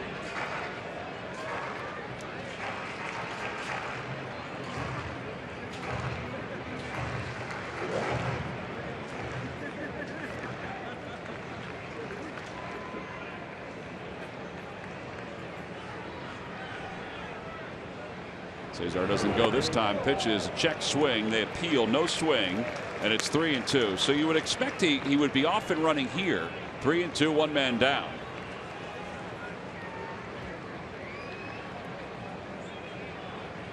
He's been out there long enough to get a read on him. I thought the jump he had, the one that Tommy fouled off, was a very good jump that he had. Pitches off the first base bag. He goes, and the pitch is cued off the end of the bat up the first base line. And that may have broken Tommy Joseph's bat, so he'll get a new one. Follow the Phillies all season long with the MLB.com @bat app. Stay up to the moment at any moment with live game video highlights, StatCast, news, and more. Download MLB.com @bat, the #1 app for live baseball on your phone and tablet.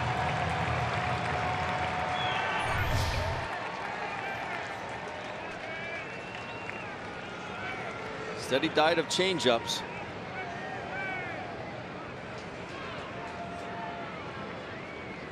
Hernandez goes again, and the pitch is lined to right center field for a base hit. Hernandez will go on to third, and it's fumbled by Ozuna. It's going to roll to the track. Hernandez will score. Joseph on his way to third base. And the Phillies lead it 3-0.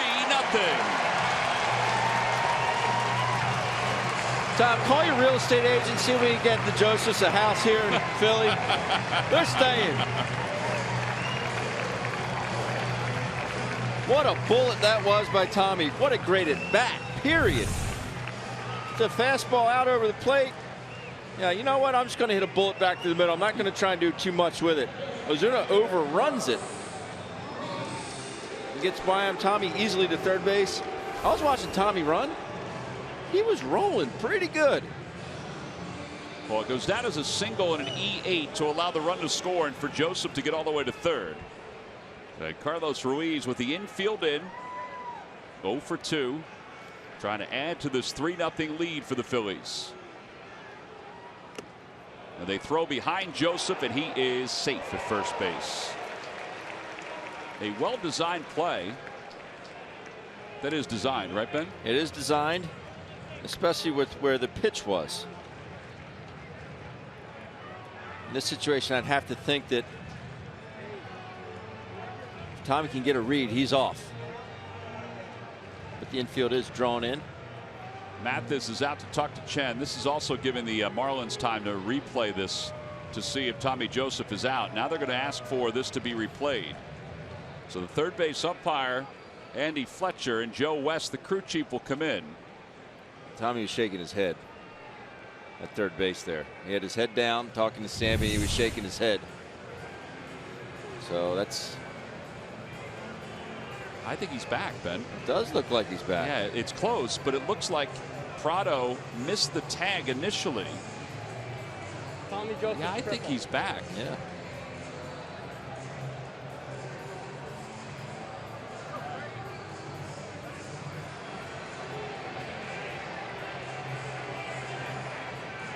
I think the issue was Prado, when he leaned down to tag, he thought there was going to be body there or uniform there, and there just wasn't. Joe West, the crew chief, to your left. Andy Fletcher to your right. Back in New York, they're already been looking at this while the Marlins were looking at it. At least that's the anticipation. That's the hope with what they want to have happen with replay.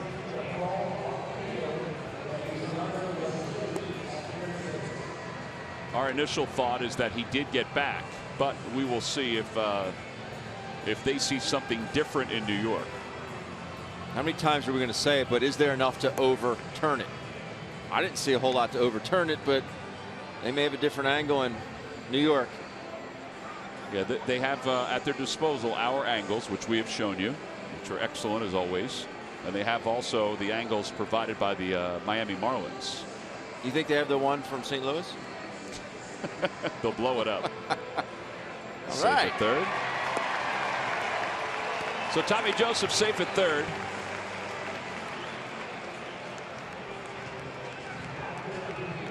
So the call stands. It's not confirmed.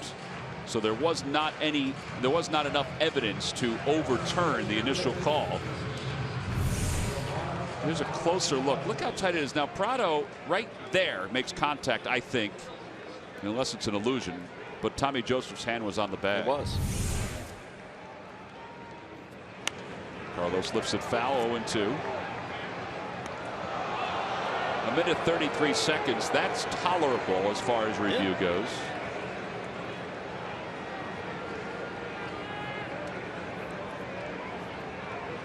Always tolerable when it's in the Phillies' favor.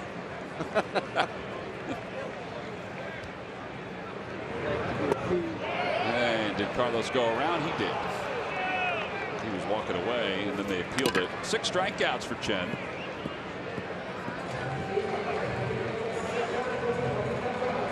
Freddie Galvis will be the hitter.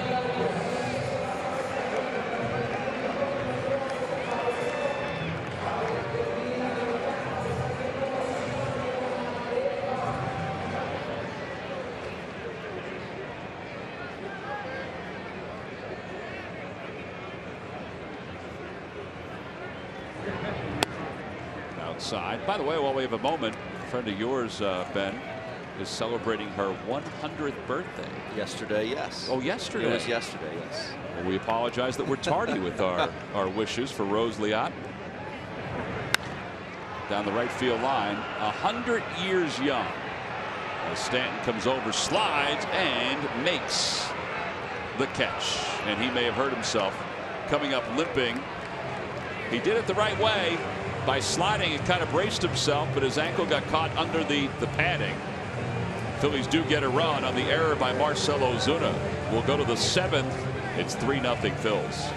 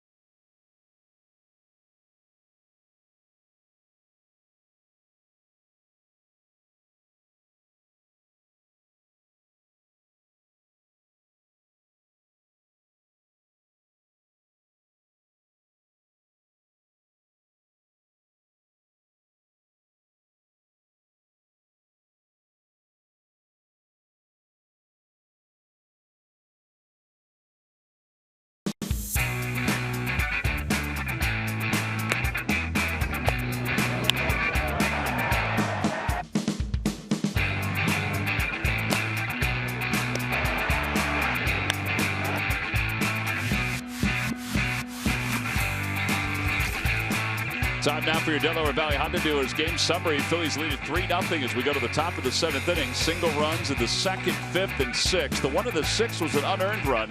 Tommy Joseph's having a heck of a night. He's 3 for 3. He hit his first major league home run.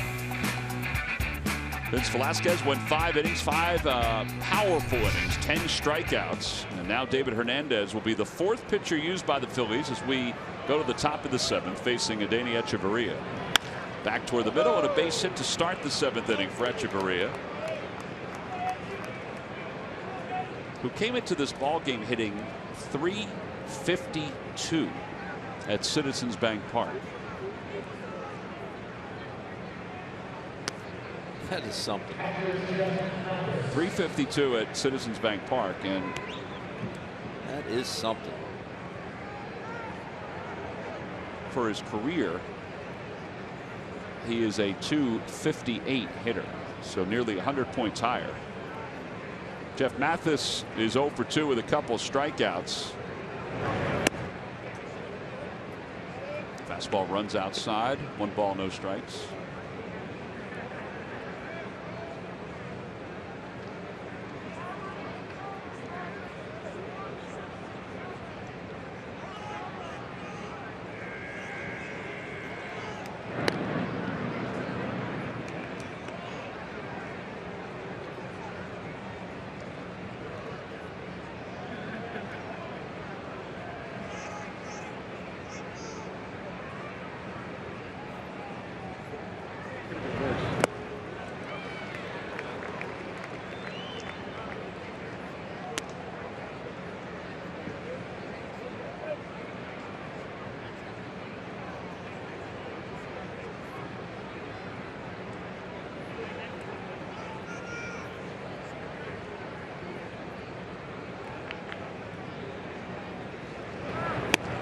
Back-to-back breaking pitches. It's 1 and 2 to Mathis.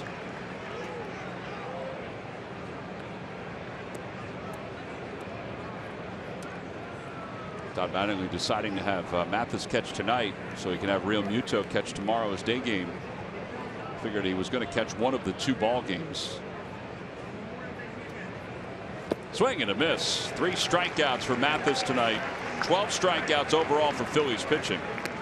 And 1 away, and the pitcher spot is up, and Ichiro is going to pitch hit.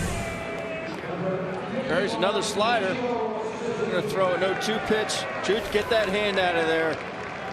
If you block a ball, you want that hand behind your catcher's mitt. That's how you end up breaking a digit or 2. Speaking of his hand was fine today after getting that ball fouled, or the bat foul. Yes. On the catcher's interference. I guess it wasn't fouled. I guess it was just contact. Ichiro, foul tip on the first pitch. 52 hits shy of 3,000 for his major league career.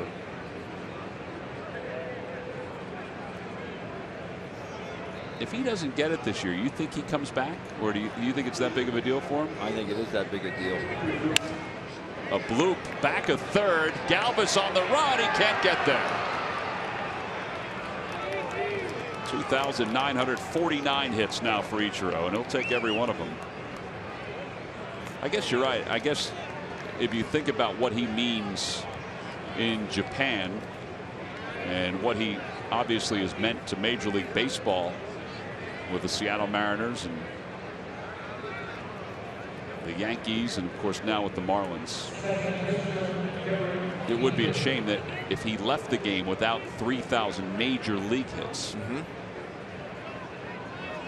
I just think there's a way it's going to get done, whether that be here in Florida or he makes a play back in Seattle, because the bottom line is he can still flat out roll. He still can hit. He's hitting .311 now. Dietrich's 1 for 3.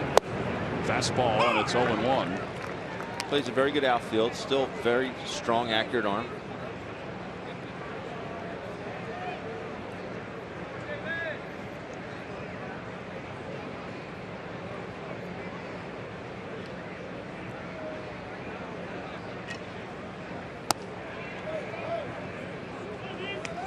Hector Neris is starting to throw in the pen. He's had some time off, so if need be, Pete would go to him here.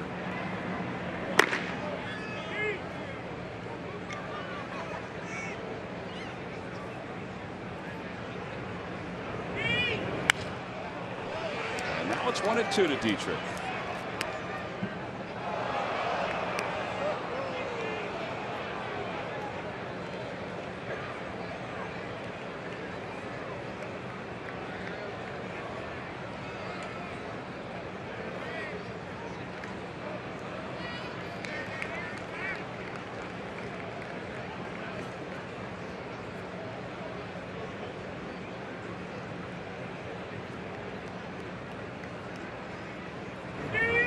Swing and a miss. He got him. Boy, he's really using that breaking ball here tonight in this inning. Phillies have struck the Marlins out 13 times in tonight's game. A good tight slider. Back foots it. And just like the one to Mathis, if you're going to throw it, that's the spot to put someone away where you're not going to get, if they do take it, so be it, but you're not going to get hurt with that pitch in that location.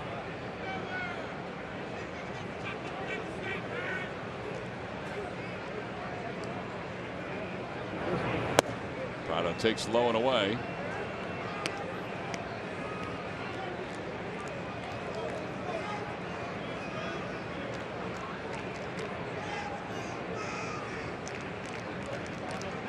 Prado is 0 for 2 lifetime against David Hernandez. Hits that one foul down the right field line.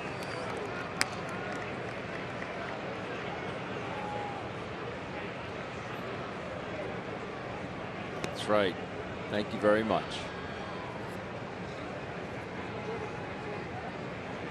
Yes, please, and no thank you, Tom. Is it really that hard, Ben? It really isn't.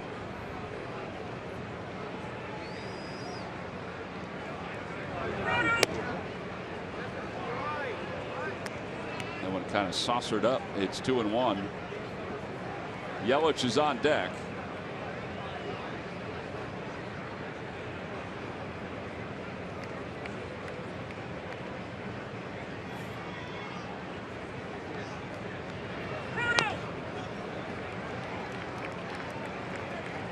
Prado has gotten 2 strikes a number of times in the 2 series the Phillies have faced the Marlins.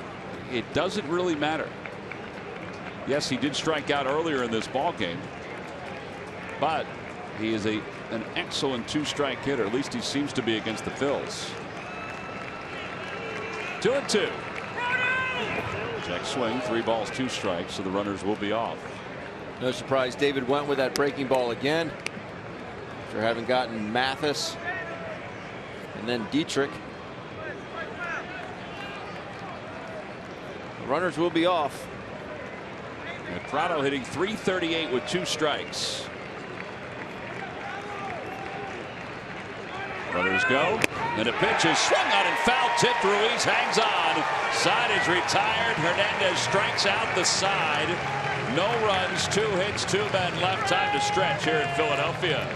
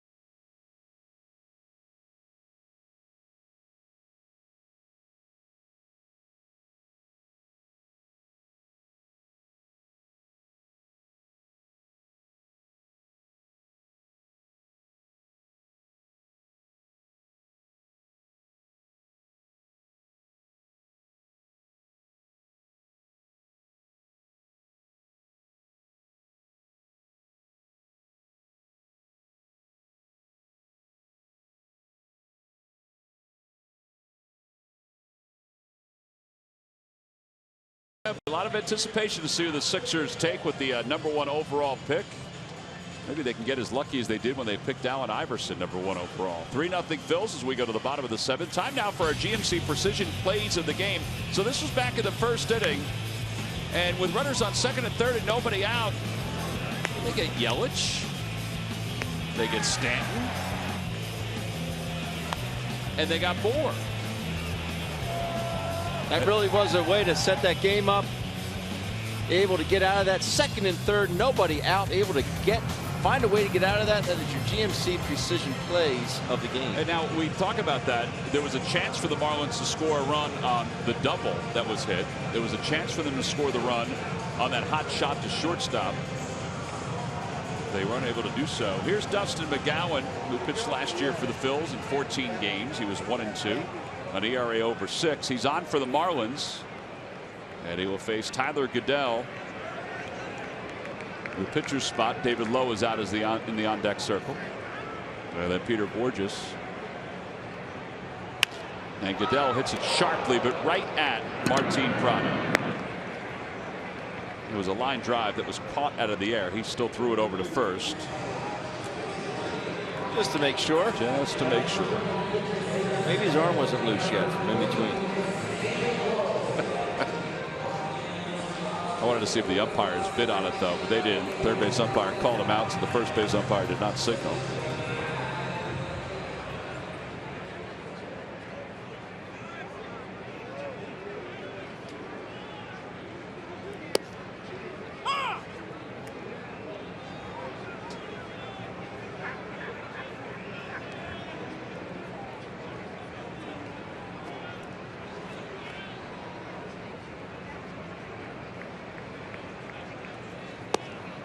Outside, 1 ball, 1 strike. McGowan at 95 with that fastball.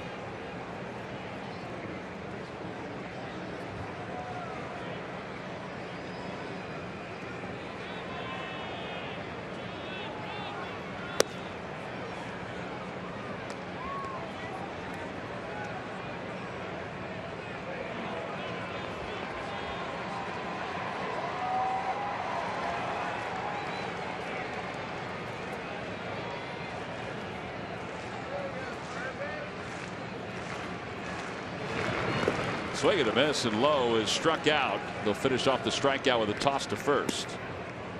Yeah, there are 2 outs. Time now for the Jeep Stuff the Fans Trivia Quiz answer. All right, Ben, who is the tallest player ever to play for the Marlins? Say Big John Roush. Big John Roush is correct. He's the tallest player to play in the big leagues, and he played for everybody in the National League East except for the Phillies, so you might as well throw him out there.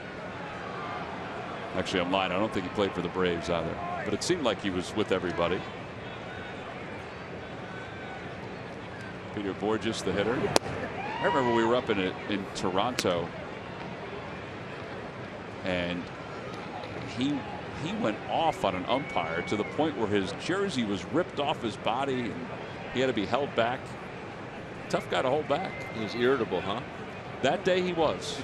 Ow. Peter Bourjos hits in the backside. It's not soft. McGowan's been throwing 95, 96, and 97. That one at 96. Small of the back.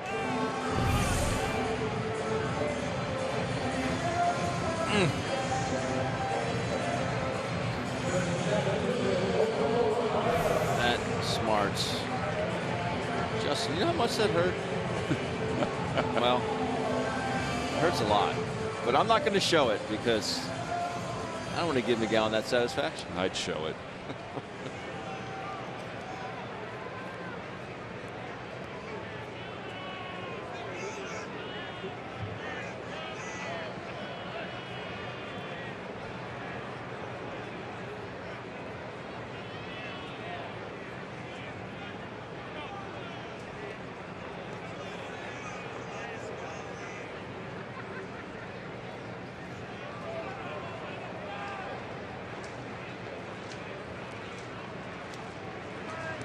McGowan definitely a guy you can run on. You sure about that? I think.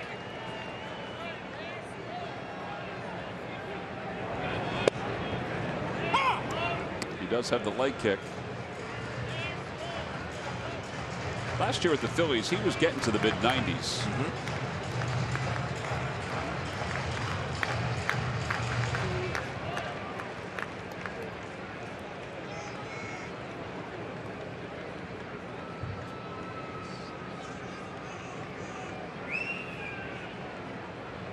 Odubel is hitless in 3 at-bats tonight. No balls and 1 strike. 0-2. Kind of seems like one of those nights where he just seems like he's not on track with what's coming to the plate. Yeah. Chen really had him going, picking up a whole lot of pitches.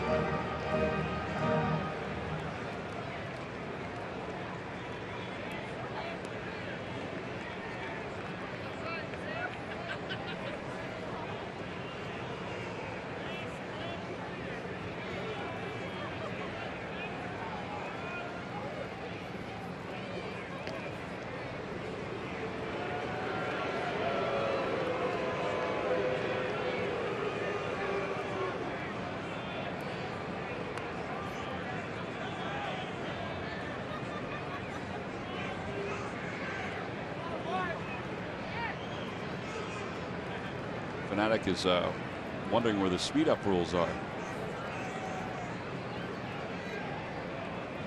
1-2 to Odubel Herrera. Lays off. 1-2.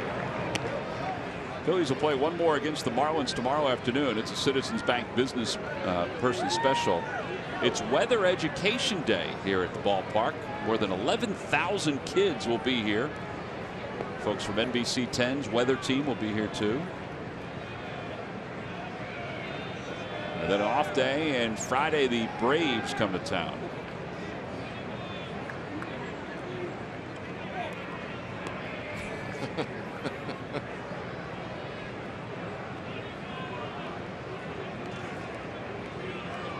Now he's ready for that. Yeah, he is.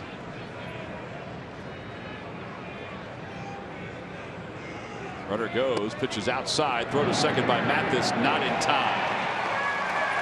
Stolen base number 2 for Peter Bourjos.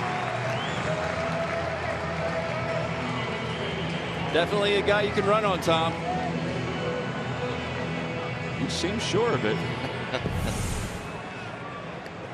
See him leaning out there. And it wasn't that great a jump, but Peter outruns the baseball.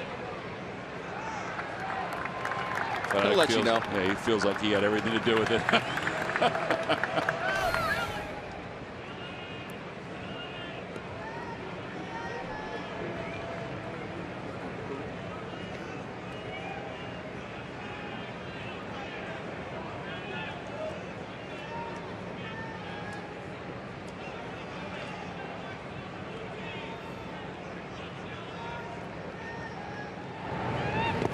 Swing and a miss. It gets away for a moment from Mathis. And a strikeout of Herrera wraps up the bottom of the 7th inning. So 2 strikeouts for Dustin McGowan. No runs, no hits, 1 man left. We'll head to the 8th inning. The Fanatic is all tuckered out, but he'll stick around.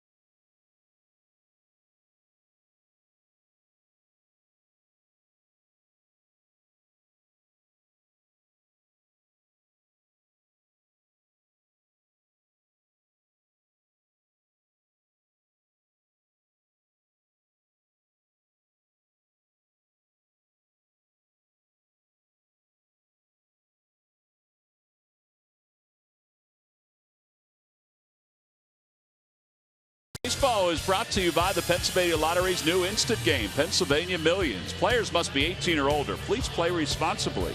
By Jefferson. Call 800-JEFF now or visit jefferson.edu.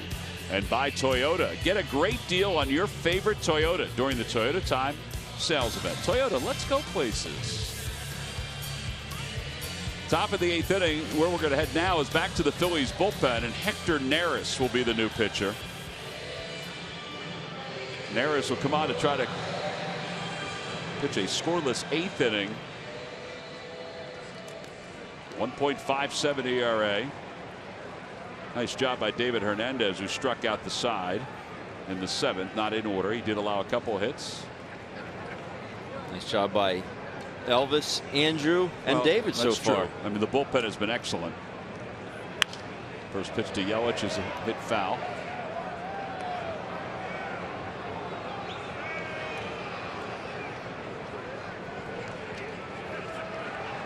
Vince Velasquez went the first 5. He struck out 10. Allowed 3 hits. Lifted because his pitch count was high. Inside, 1-1 to Yelich. Yelich has been on base twice. He has an infield hit, and he also tripled.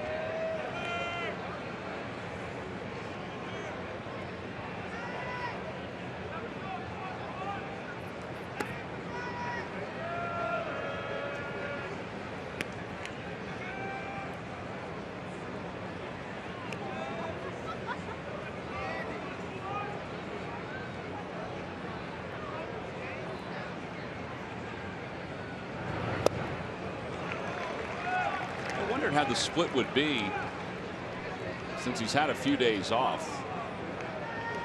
It is such a field pitch. Well, that's the thing. And with this weather. Yeah.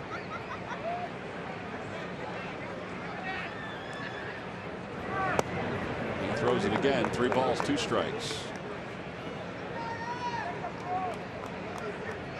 Might need a bit more rosin on your hand tonight.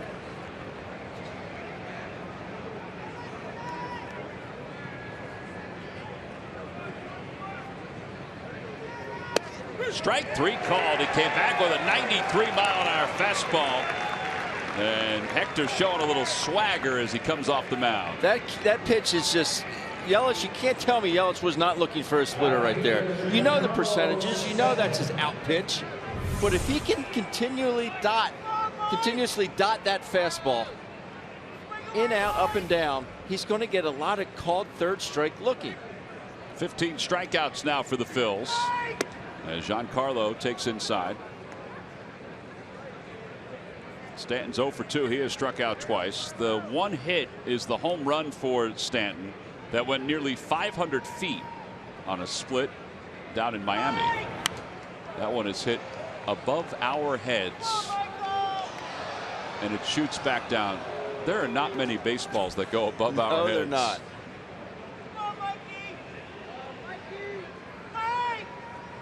I'd have saved you parts.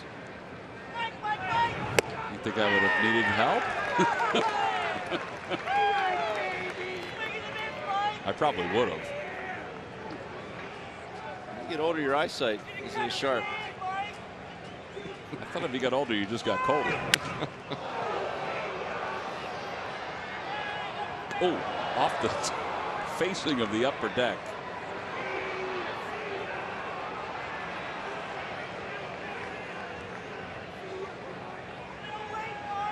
Broke his bat on that. This broke the man's bat. It hit off the Krippets candy cakes and cupcakes. Swing and a miss. He got him. Oh, that had to feel good after giving up the long home run down in Miami. He gets Stanton, who has struck out 3 times tonight. 2 outs here in the 8th inning. This one is straight filth. That just went straight down. There's a happy fan there. That was a great reaction. Just a tumbling action. I mean, that thing went, it just disappeared. So 2 outs. Here's Bohr. Bohr is 0 for 3.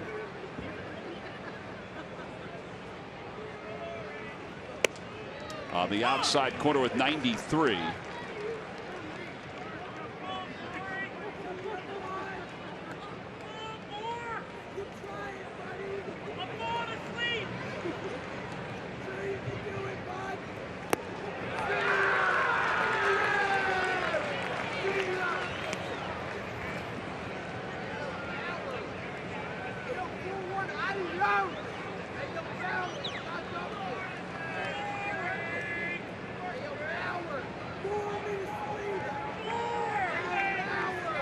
In the dirt. 1 ball and 2 strikes. 16 strikeouts for the Phillies pitchers tonight. 10 by Velasquez. Araujo picked up 1. Bailey just went 1/3, got a fly ball. Hernandez struck out 3, and Neris has got 2. 1 ball and 2 strikes to Bohr. Inside, 2-2. On the Toyota Major League scoreboard, Chase Anderson has a no-hitter for the Milwaukee Brewers going to the bottom of the 6th inning. He's allowed 1 base runner. So no-hitter through 6 for the Milwaukee starter. Brewers are 16-22. Cubs 7.5 games up. Swing and a miss. 17 strikeouts for Phil's pitchers tonight as Hector Neris strikes out the side in the 8th inning. Strikeout number 1 was looking. Strikeout number 2 had to feel good. The split that was down in the zone, and then Bohr goes after the splitter as well. We'll head to the bottom of the 8th. Phil's up 3-0.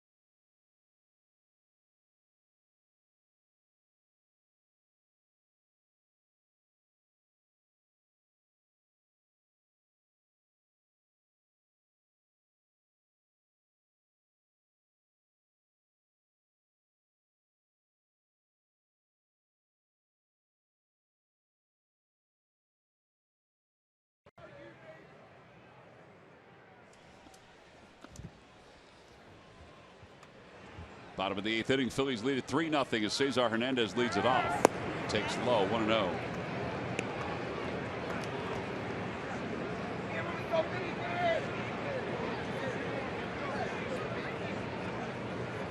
Cesar singled and scored in the 6th inning. Jeanmar Gomez warming up in the pen after a dominating 8th inning by Hector Neris. Derek Dietrich makes a fine play. He may have gotten a little lucky on it, but he made a fine play nonetheless. 1 out.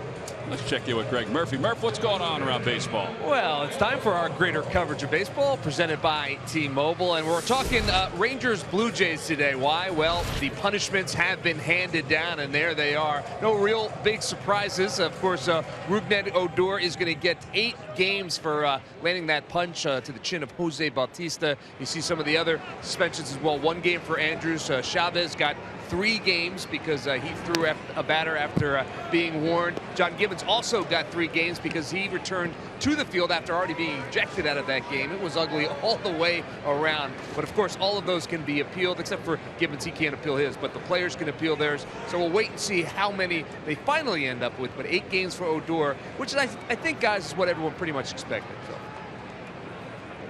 Murph, I didn't expect it. You think it's too much? I think it's way too much. Yeah, I thought he'd get 5. I think he's going to get 5 once he appeals it. The last player that threw a punch and connected like that got 10, so he got less than that. He got 8. Was that Michael Barrett that did that? I think it was Barrett. Yeah, and so it's probably going to go down to 7, I would think, or maybe even 6. So after the appeal, but yeah, I thought 5. I give him 3. I thought Bautista should have gotten more. I thought Bautista should have gotten more too. He only got the 1, so. And that was partly for his comments after the game. 2 balls and 1 strike. Oh, about the slide that he what he did with the slide. Yeah. I thought he was going to get more. I thought John Gibbons was going to get more than 3 for coming back out. 2 balls, 1 strike to Maikel Franco, who was 0 for 3. Out of play. 2-2.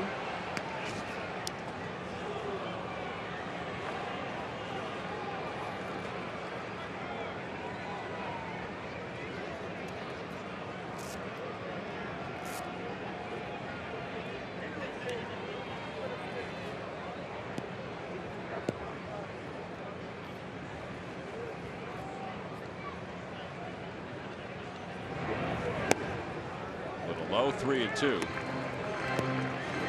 Nice take there by Maikel. Tough pitch to lay off. 89 miles an hour. That's a hard, tight slider. Saw it well.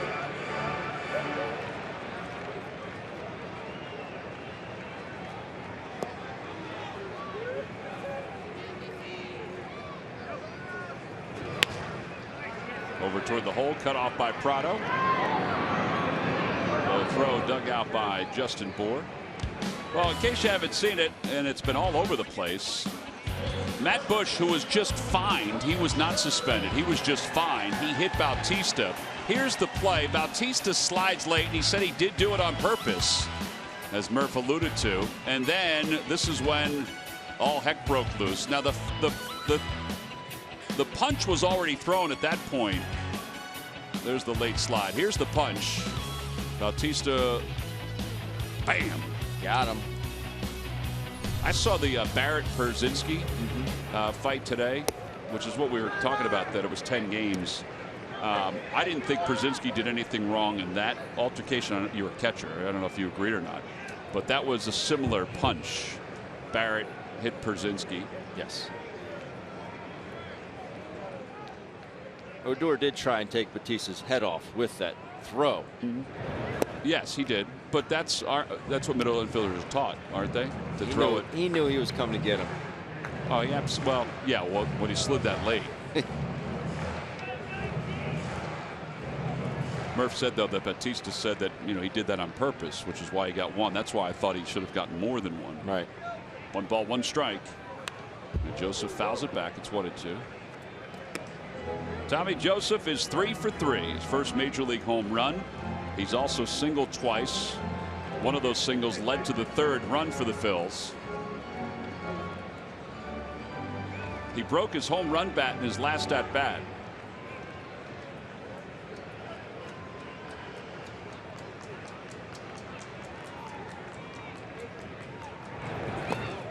goes around on a slider, and that'll wrap up the bottom of the 8th inning for the Phillies. Nothing across. We have completed 8. We'll head to the 9th. Phillies up 3-0, looking for the victory.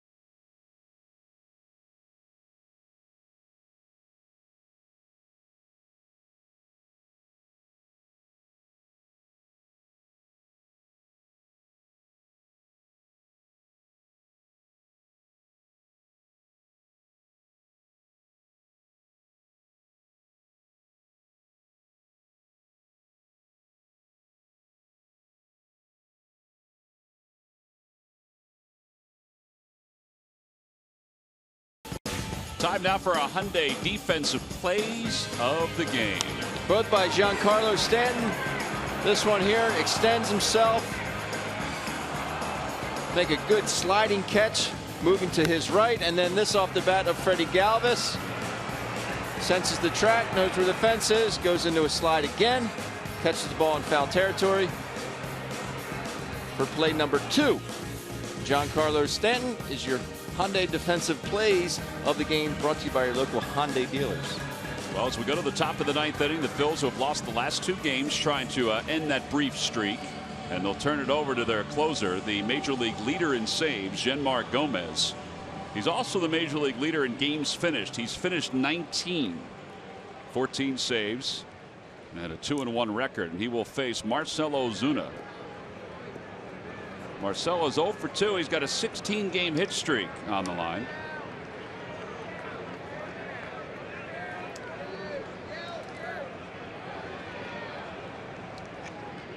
Phillies pitchers have 17 strikeouts tonight. Their collective season high is 18. And that came on the 29th of April against the Indians.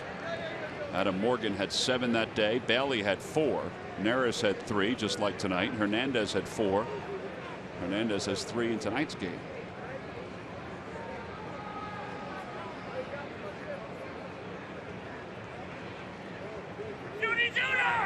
Off the hands, popped up toward first. Joseph says he has it. 1 away.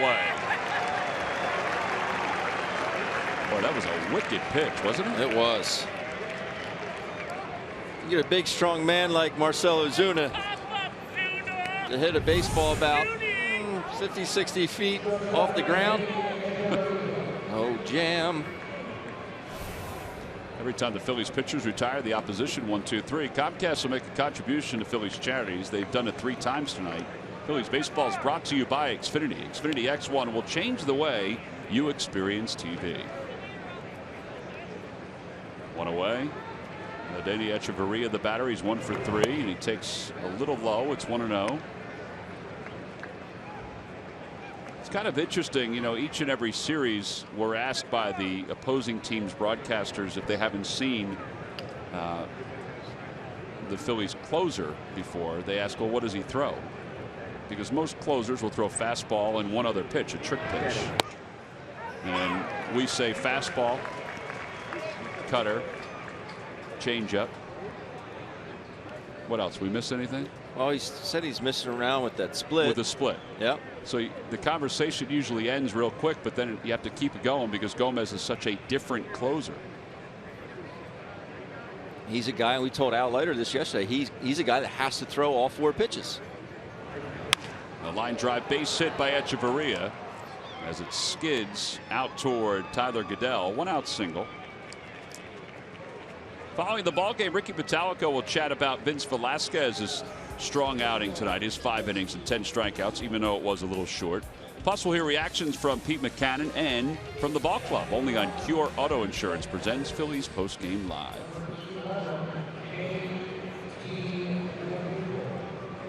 JT Realmuto will be the batter.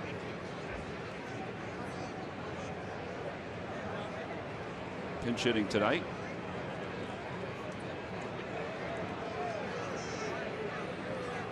Pinch hitting for Mathis, who struck out 3 times. Chris Johnson is out on deck for the pitcher spot. And there's a line drive base hit to left field. Goodell will let it get to the wall. And Echeverria will hold up at third. No, he's being waved home, and now he stops. Lenny Harris was waving him, then at the last moment put up the stop sign. Twice he's done that tonight.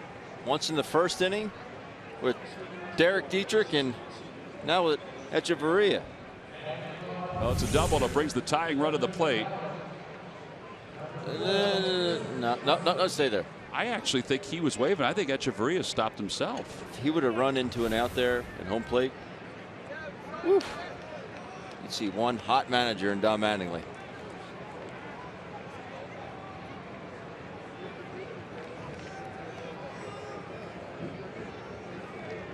I think Echeverria stopped himself there, Ben, just by the way the actions were. So Chris Johnson will pinch it with runners on second and third. He represents the tying run. 0-1 to Johnson.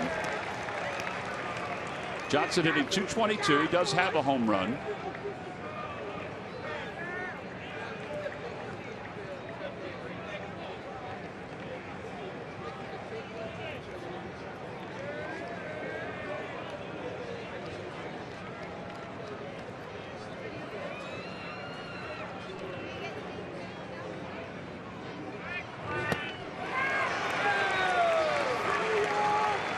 Going to Major League Scoreboard, and Chase Anderson is now through 7 innings. They're in the bottom of the 7th in Milwaukee. It's 4-0 Brewers, and he is not allowed a base hit. Here, the Phillies are up 3-0. Marlins have runners on second and third.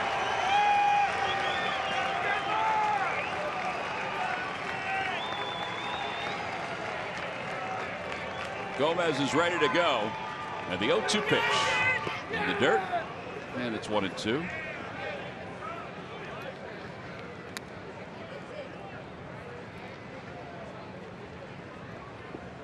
We talked in between innings about the way Neris went through the heart of that lineup, 3, 4, 5, 3 strikeouts. He said, "Can you just let him go back out there?" The answer is no. This is your closer. He was dominating.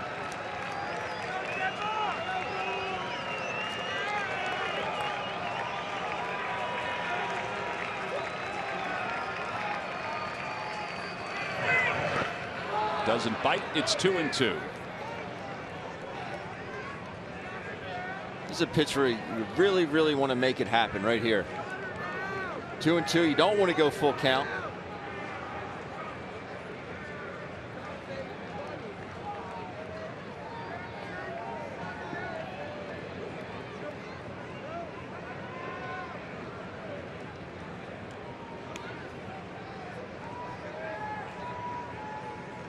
Echeverria, who singled, is over at third base.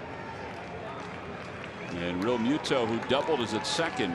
The 2-2 pitch. Same pitch outside again, 3-2.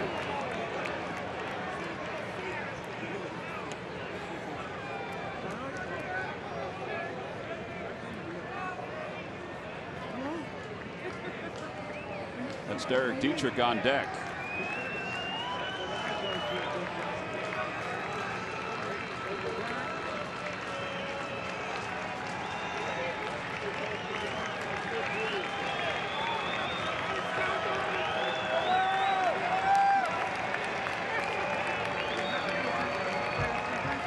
Gomez has finally got his signs. Ball 4. Let's go through the same pitches the last 3. Then he loads up the bases. Bob McClure is going to come out, and Derek Dietrich is going to be the batter.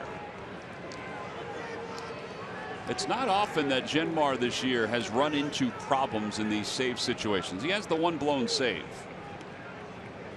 but he has not run into these issues. I think he just got slider happy or cutter happy on that in that last at bat. And he hasn't been out there for a long time either.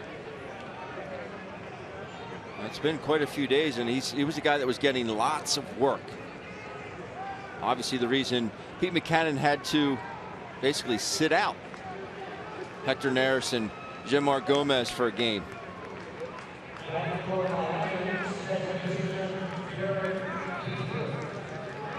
Derek Dietrich tonight is 1 for 4. He singled in his first at bat. He's flied to center, and he has struck out twice. The bases are loaded. It's 3-0 Phillies. Gomez trying for his 15th save. Throws a changeup, and it's 1-0.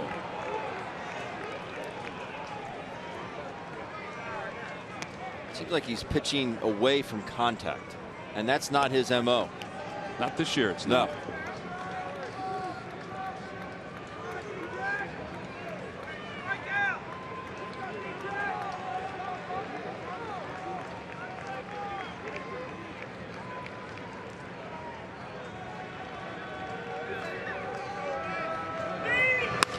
Out to center field. Odubel Herrera is there. Run will score, but there's the second out. The throw goes towards second base. Scoring is Echeverria. It's a 3-1 ball game. Sacrifice fly. We'll take that, right? You will take it. 100% will take that. And Martin Prado will be the hitter.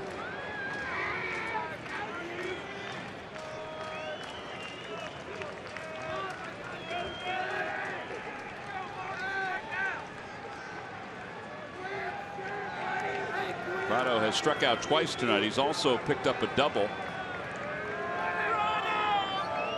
Gomez has to be careful with the way he just turned back towards second base.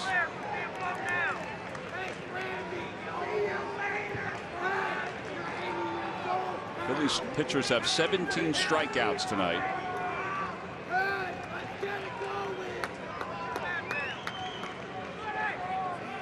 Change up in there. It's 0-1.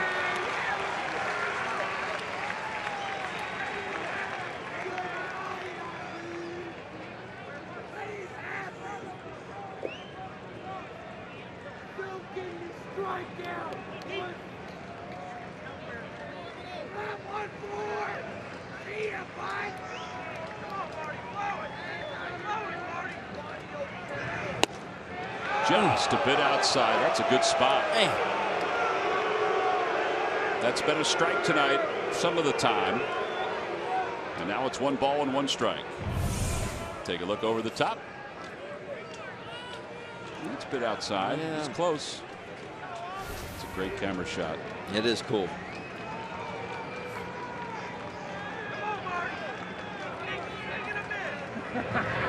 Over toward first. Diving stop. Tommy Joseph to his feet. Gomez is there. And the ball game is over. The Phillies win game 2, 3-1. Tommy Joseph's had himself a heck of a night. Not only did he have 3 hits, but he's able to help record the final out. And Genmar Gomez is major league leading 15th save of the season. Tommy is our Chevrolet player of the game. His first major league homer. Andres Blanco's in agreement that he's our player of the game. His parents obviously filled with pride after watching their son perform tonight the way he did. His 3 hits are W.B. Mason deliveries of the game. He comes up in the second inning, hits a bullet, and I mean a bullet, off the fair pole for his first major league home run. 4th inning, it's a bullet to right center for his second knock. And the 6th inning comes up, pretty much the same swing, and it gets by Marcell Ozuna, ends up at third base with a 2-base error, and he is our WB Mason deliveries of the game, and he is down with our very own Greg Murphy. Murph, take it away. All right, thank you very much. Yeah, a couple of firsts, or more than a couple of firsts in this game. Of course, your first home run, RBI as well, 3-hit game. Just talk a little bit about what the last 4 or 5 days have been like for you, because I'm sure it's been a little bit of a whirlwind. It's been pretty awesome, you know, to go through over the last couple of years what I had to go through, and now to be here, it's a pretty special feeling. Fans are behind you. You can hear them right there. You know, you're able to do it in front of your family and friends, too. I know they've been here all week, and we saw a couple shots of your parents tonight on their feet every time you got a base hit. That's special as well. Yeah, they're pretty pumped up. It's great to have them here for a moment like this, and to share it with all of them is pretty special. Well, we knew coming up that they expected good things from your bat, but I just joked with you. You're flashing a little leather tonight, too. You made a couple of big plays. Yeah, how about that? You know, that's pretty cool to contribute like I did tonight. It's very special to do it here in front of these fans, to get the reception I've gotten over the last couple of days. It's pretty special. Finally, speaking of reception, you come back into the dugout tonight, and not much of one right away, huh? Yeah, it's pretty neat. Yeah. All right, Tommy, thanks for your time. Congratulations on a good game. Guys, back upstairs. All right, Murph, thank you very much. Tommy Joseph, an excellent night. Here's the final out. It was a scorcher, and Joseph able to smother it. Jenmar Gomez was there to pick it up, and he picked up his 15th save of the season. Phil with a 3-1. We'll be back to wrap it up right after this.